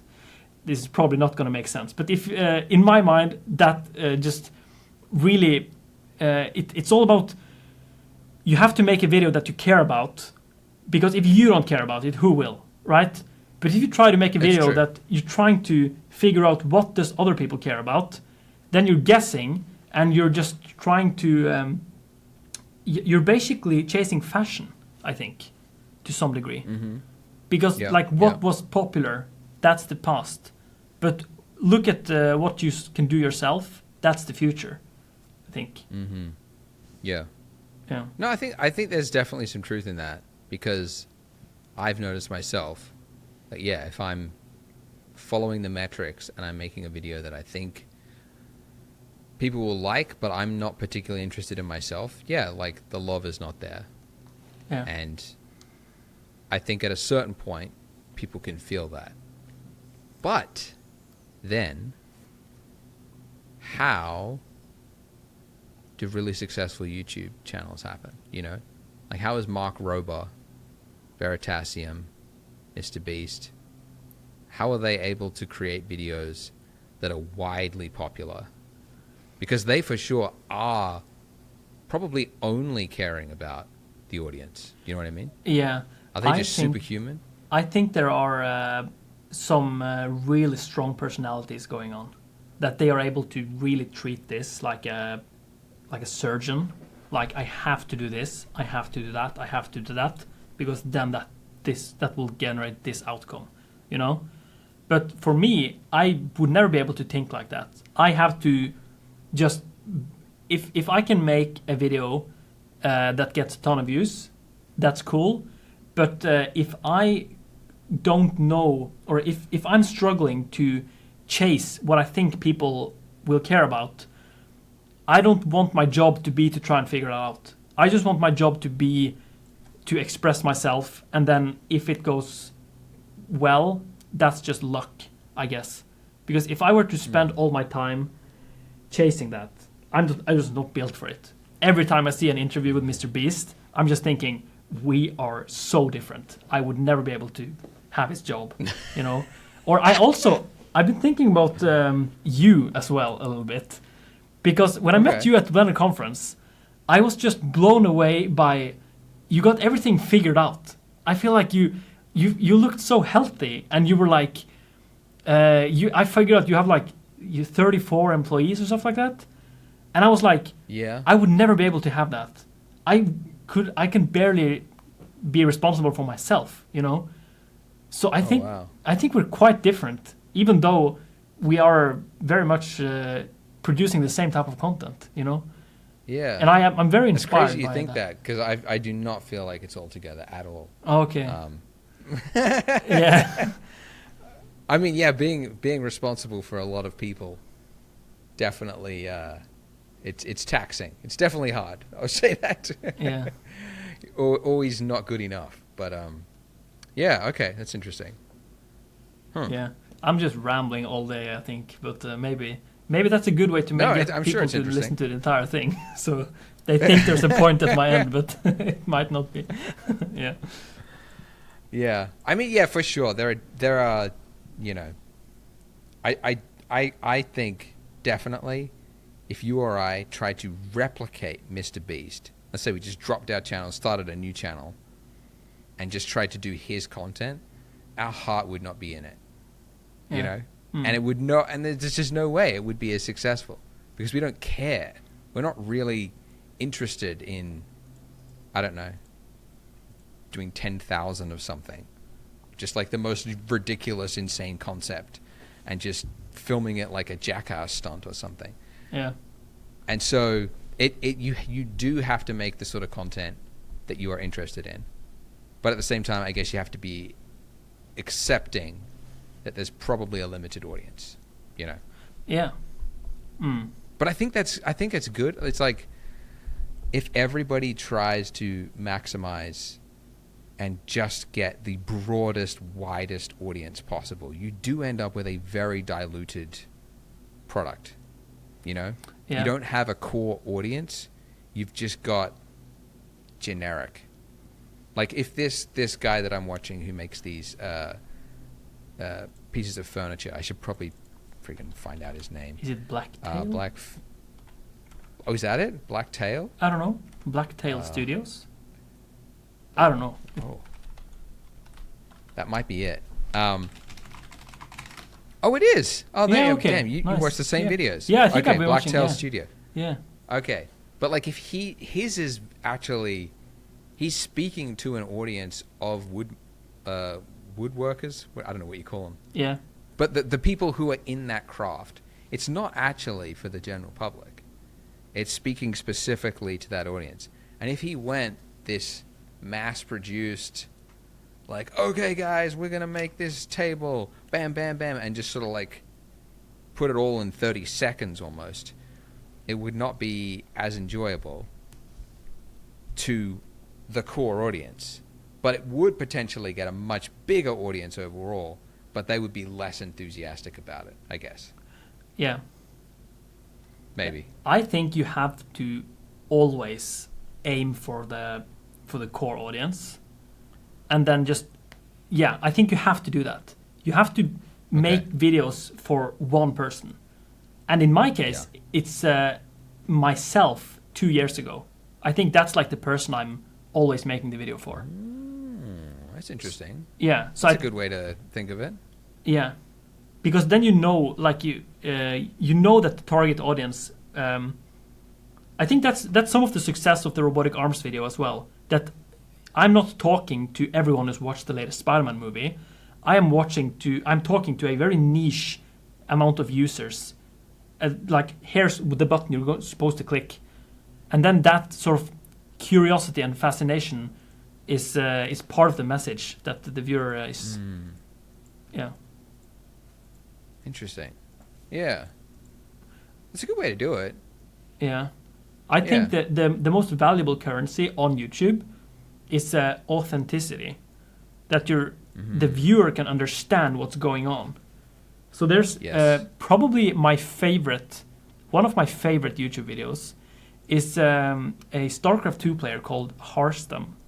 He has some really old videos where he's just so good at the game. You know, he's just so good at StarCraft 2, and he just sits like this, and it's just his camera is just super, like, he just put it up, and he's just talking. He's just so focused, he can barely talk. He's just like, he's so in it, you know.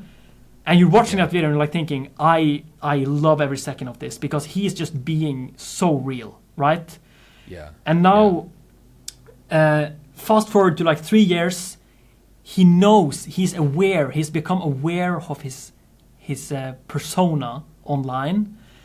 And, you know, I love his new content as well, but the magic of being just one-to-one, pure, unfiltered, it's just, I love it. When people don't know it themselves, you know, Interesting. I guess hang on. I know what you mean. Yeah, I'm gonna translate. I know what you mean. That, like, and you can actually see it, like some small channel that got success because of how authentic they were and how small they were. Their audience was tiny, and they were really just talking to just like 10 people. Yeah. But it was really interesting what they were doing, but then it just balloons. These just millions of people join it, and now they're aware of it, and they feel like they're flailing, you know. Just trying to be a personality that they're not, and it just dies, you know. Yeah, it's very true.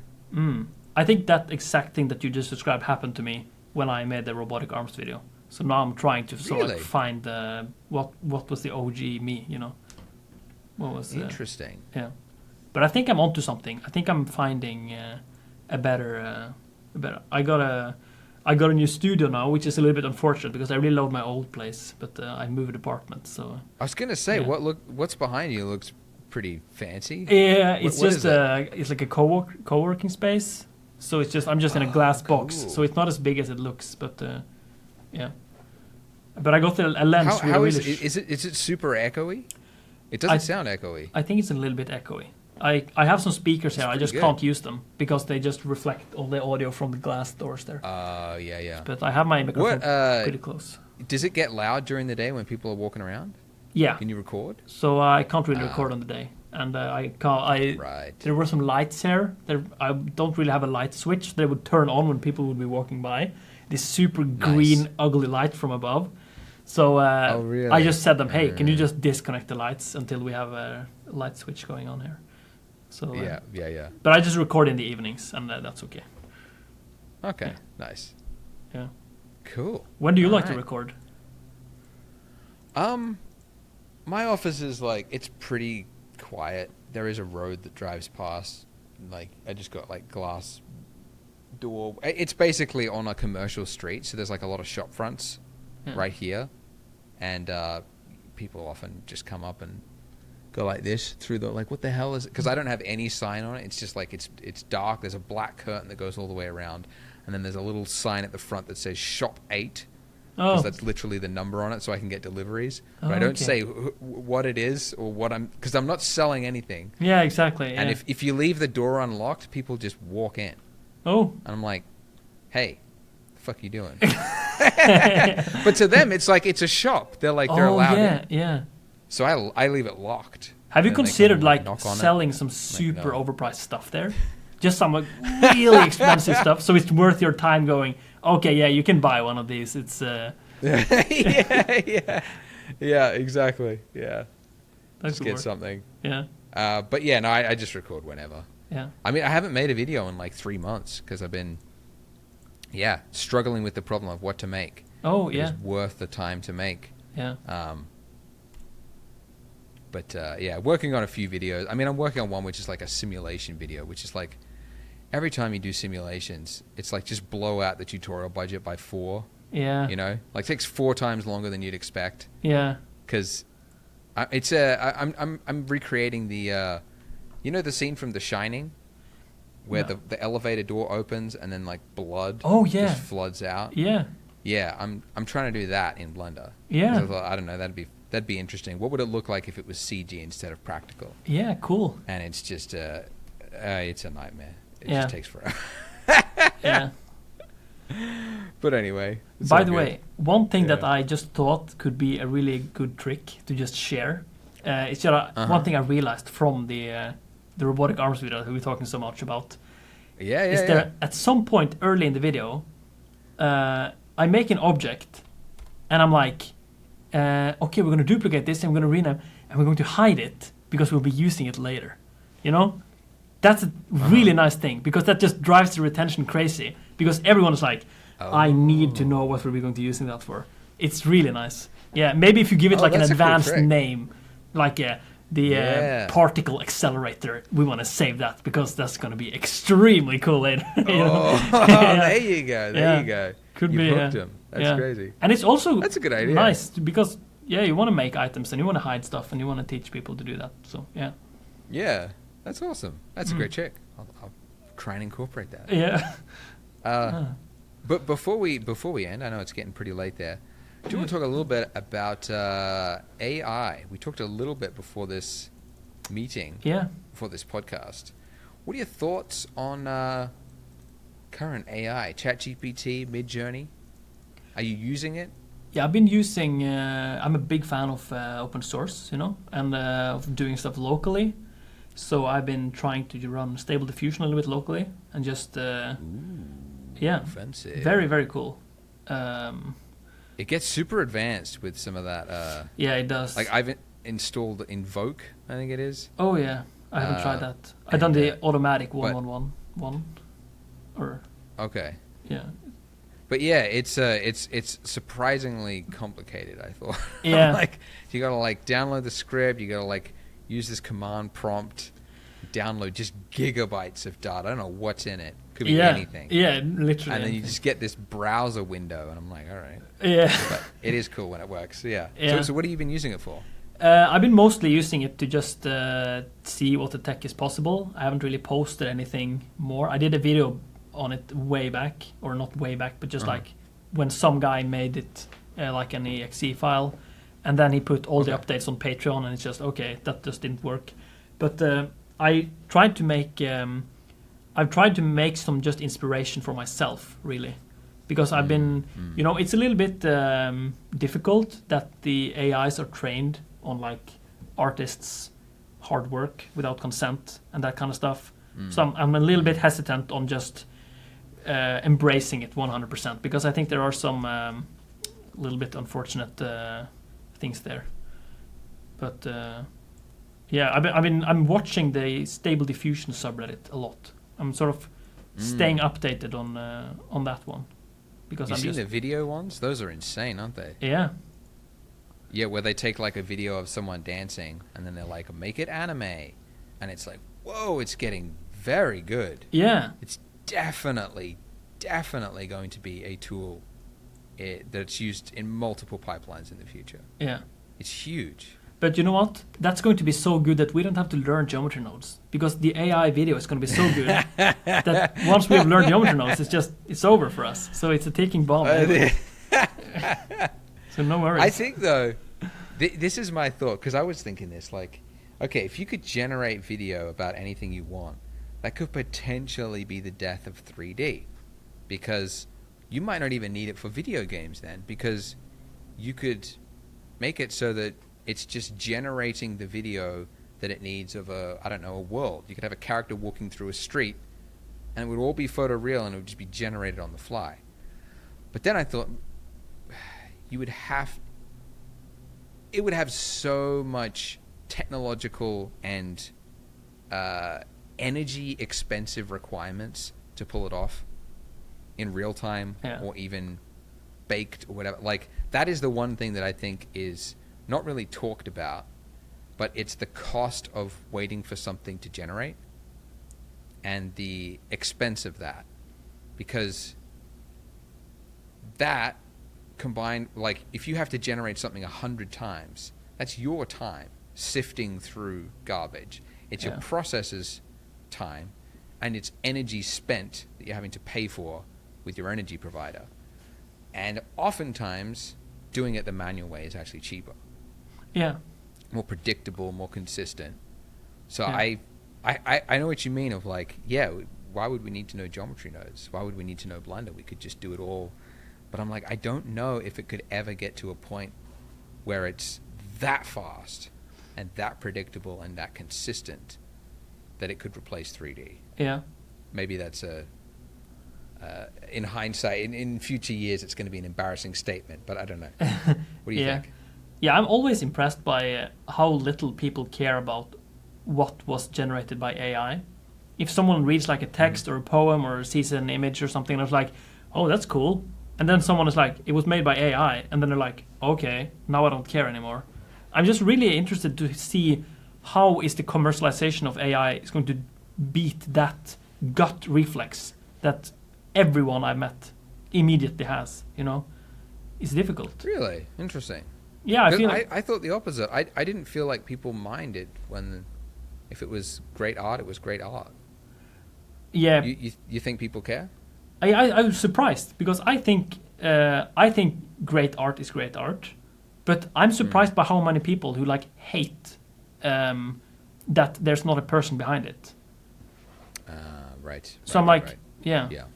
And I'm also saying this to not insult future AIs that have taken over the world. So I just want the sentient AI to know that I'm not an enemy. Please leave my children alone. Trash talking you. Yeah. Yeah. Yeah. Yeah. It's I mean it's definitely it can be less impressive when you find out that this, I don't know, but not really. Like I favorited this one that I found on ArtStation the other day, and it was a concept piece of this, I don't know, sci-fi girl. Obviously, that's what the Midjourney is really good at doing, is girls and sci-fi. Yeah. You know, but it was basically like much like if you worked on a film. It was like the front view, the side view, the detail shots. But it was like she had this kind of like mech suit on, but like, I don't know, it was like a slender figure, but it looked so realistic, and it was so good. Yeah. And I favorite, and I'm actually impressed that the artist was able to get that result. And I say artist because I do think there is artistry involved. Yeah. Because I can't get that result. Right? Yeah, I think there's a lot of hours spent. So there's something there. Yeah. There's a lot of hours spent figuring out how to do a prompt correctly. And also, like, and people will say, oh yeah, but well, eventually it's just going to be a button that you push, or it's going to be so user-friendly. There won't even be prompts. You'll just, click images that you like. But it still requires taste. Yeah. When you get the image result, you have to have taste and knowledge that this doesn't look right. I need to go further. I need to explore more ideas. I need to infuse it this way. And also knowing how to manipulate it to get what it is you're looking for. Yeah. I don't know. People are... I feel like I'm just like talking in the wind, but like there is skill involved. Yeah, right? I think I can't get the result. I don't think people trash talking it can get the result. Yeah. There has to be something there, or else we could all do it, and we can't all get the same results. Yeah. There are definitely like good and bad AI generated art. There's like a tremendous difference in like a really skilled prompter, I don't know what it's called, and like someone who just touched it. Yeah. And I feel like I had to make a statement. I think it was a few months back. I was on Instagram and I watched this amazing 3D render of this, like, there was some transparent tech. It seems to be like really popular now, that the outer layer of the tech is like transparent glass, and then inside you can see the tech. It's like a little bit of a retro vibe, and it just it was all kinds of computers and just all kinds of sci-fi transparent technology, right? And I was like, oh my god, I have to follow this artist, right? And then I scrolled down and I saw the hashtags with like AI generated. I'm like, okay. And then I unfollowed because I was like, okay, that's like... But then I was like, I kept going about my day for like a couple of hours, and I'm thinking like, you know, that art made me feel something. I felt really inspired, and I just liked it a lot. So I went back and I followed that account. And I feel like, okay, so that's the person I'm going to be for the rest of my life. I'm going to prioritize the art and not necessarily how it was made. I'm going to prioritize how it made me feel. Like the content is more important than the medium, I guess. Yeah, definitely. It's... Yeah. As you say, like, it made you feel a certain way. Yeah. And doesn't really matter. Like, if you didn't know that it was AI, you could still have been inspired. You could still take inspiration from it. You know? But there was... There's something there. Yeah, no, never mind. I was thinking about something else. Yeah. Yeah. So how do you advise artists use AI if they can? I 100% think it's amazing for getting inspiration. That goes as well as not just text to image or image to image, those image generation things. I'm also thinking about the language models like ChatGPT. It's like I think if I would describe ChatGPT, I would say it's like it's like being on a group with someone that has really bad ideas. You know, I'm not sure if you ever tried that, but you're working on a creative project and you're in a group with someone, and every idea they have, it's like, oh my god, how do you think that's a good idea? You know, but you're not saying anything. Yeah. But what's so really interesting about ChatGPT is that when I hear those really bad ideas, first of all I realize how incredibly good my own ideas are, or at least I think that. Yeah. But then it's also like, oh my god, that idea just needs a little bit of, you know, that little tweak, and then it's amazing, right? So there's so many times when I'm stuck, where I'm like, how can I improve this? I just write it to ChatGPT, and I'm like, hey man, can you be my like group? Let's just brainstorm a little bit here. And I get like 15 really, really shitty ideas, and then I'm like, you are so wrong. So I'm doing something completely different, but I learned a lot from this conversation. Thank you. And no one got offended, right? Because it's an AI. So that's just an amazing use case for it, I think. Yeah, definitely. Yeah, it's the fact that it's free. Yeah. You know, you're not paying for it. I mean, you can pay for a little subscription if you want, but like otherwise you're paying for an assistant. Like the other day I was using ChatGPT to write SEO descriptions, like page descriptions for Polygon's categories. And previously we hired a writer to do this. Oh. And I don't know if you know what it's like working with someone, but if you hire them to do something, they do the work, and you don't like the work, you then have to go through this song and dance of giving feedback without hurting someone's feelings. Yeah. And do it more like this, and then they come away, and then they do it again, and then it's wrong again, and it's a frustrating, and you're wasting money. Yeah. Wasting money, wasting their time, wasting your time, giving feedback.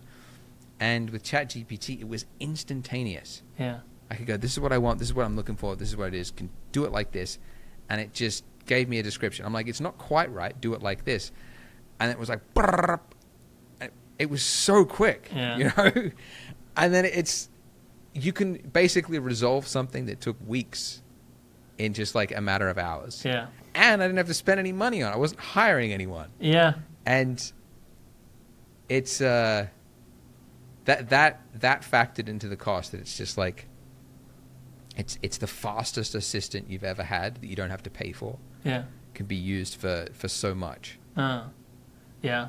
And can you imagine how nice it will be when it's like offline, when it's running on your phone or I know. And I think we're like I hate guessing these kind of things, but let's say we're like 2 years away from everyone having their extremely efficient personal assistant, just like bam, bam, bam, writes emails, just does everything for you, you know?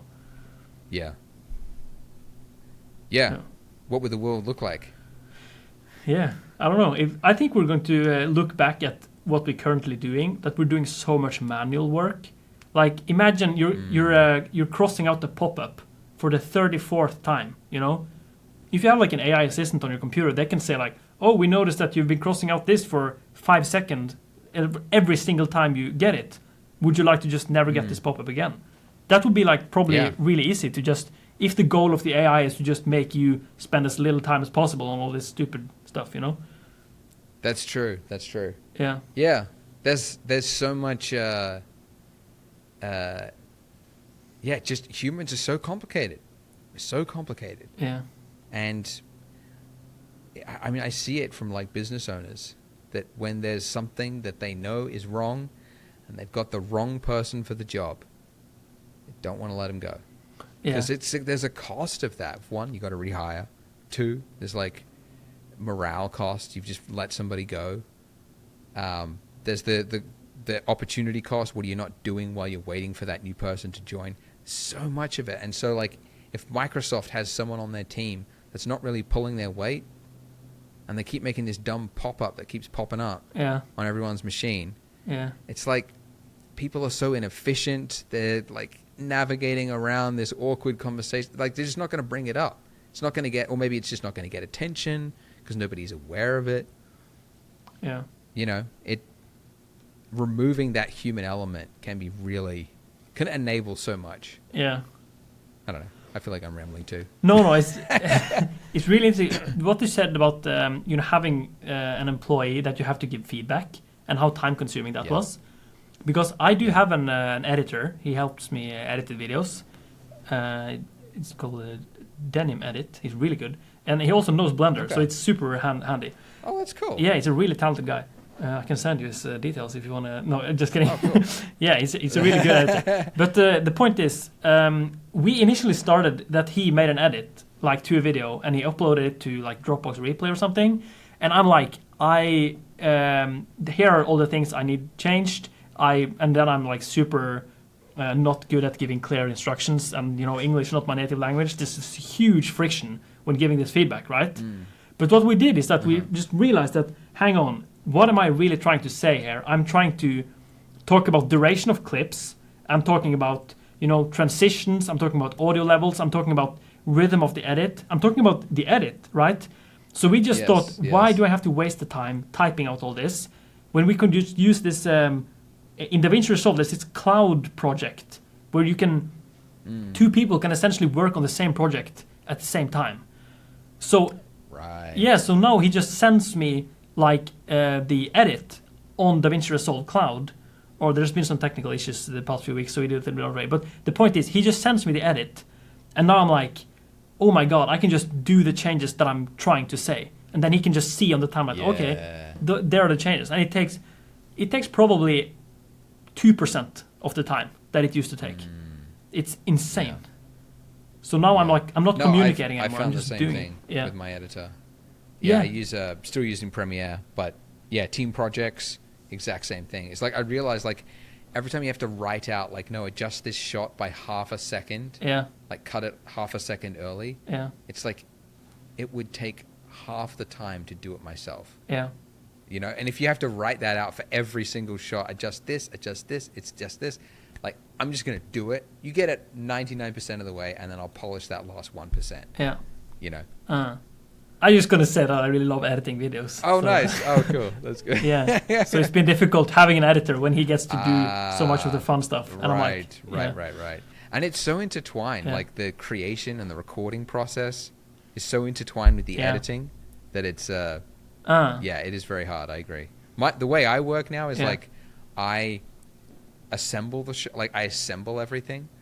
I do the cuts. I do one take in Blender. I bring it into Premiere. I see how it looks. I crop it, whatever, and then I do the next cut. But I don't put any polish on it. So if there's any titles, anything like that, that all goes to the editor at the end. But the assembly, the layout of the video, I do myself. Okay. Yeah. That's what I find works anyway. Yep. Yes, really interesting. I just moved to do that as well. Just you record something and then you put it into the edit and you see what it looks like and then record the next part. Mm-hmm. Yeah, I just did that for like almost the first time on my the Smoke Dude video with Embergen. Oh, nice. Oh, yeah. But yeah, cool. Yeah, because usually I just record everything and then edit everything. Right. But now I'm like layering it like this. Right. Like you talked about. Yeah, nice. But I'm not really sure how I can involve my editor in that process. Right. Yeah. Because I struggle with that. Yeah. Yep. It's a struggle of the modern content creator dealing with editors. Yeah. Cool. Well, I know it's it must be 2 a.m. where you are. Yeah, it's quite. Let's bring this to a close. Could you tell the folks where can people find you? On youtube.com/ never mind. youtube.com/Polyfjord, and also on Instagram. I've been having a lot of fun posting on Instagram. I woke up one morning in I think it was April, and I was like, what if I just never made a YouTube video again and only did Instagram posts and just did brand deals on Instagram? And I was like, that would be amazing. Really? Just make art, just make like this is all I have to work with. It's like a 9:16 aspect ratio video in like it loops, or it's just an animation, you know. There are so many people just lives off of Instagram and just does brand deals there. I'm like, I would love that, but then I would, I really love YouTube, so yes, I can't break up with YouTube. Yeah, that's the other one. Like, where does that fit? Where does the vertical fit in between the regular content you make? Because I know, like, some videos now I'm thinking, like, I could do a video on this. I'm like, I could just be a vertical. Why do I need to even make a YouTube video? It's so short. Yeah. Yeah. Oh, yeah. Although I didn't mean making tutorials on Instagram. I meant, like, doing only rendered stuff. Just, I see. Yeah. Only the finished artwork on Instagram. Yeah. Because I've got, like, I think I passed 100,000 followers on Instagram now. So I, like people live off that. Right. That's their job. Yes. Having 100,000 followers on Instagram. That's right. It's insane. Yeah, I'm not following on Instagram. I am now, but really, really interesting stuff, and you've got a huge number of followers. Good job, man. Yeah. Cool. Well, I'll put the links in. Oh, sorry. Go on. I just wanted to say that people should also check out the Poliigon. That's there you go. There you go. Very nice. Thank you. That's right. Poliigon. Nothing to do with Polyfjord, but that's right. Yeah. Awesome. All right. Well, thanks, man. It's been a pleasure. I'll put the links to everything in the show notes so people can find it. And thank you very much for your time. Yeah, cool. Yeah, sure. Appreciate it.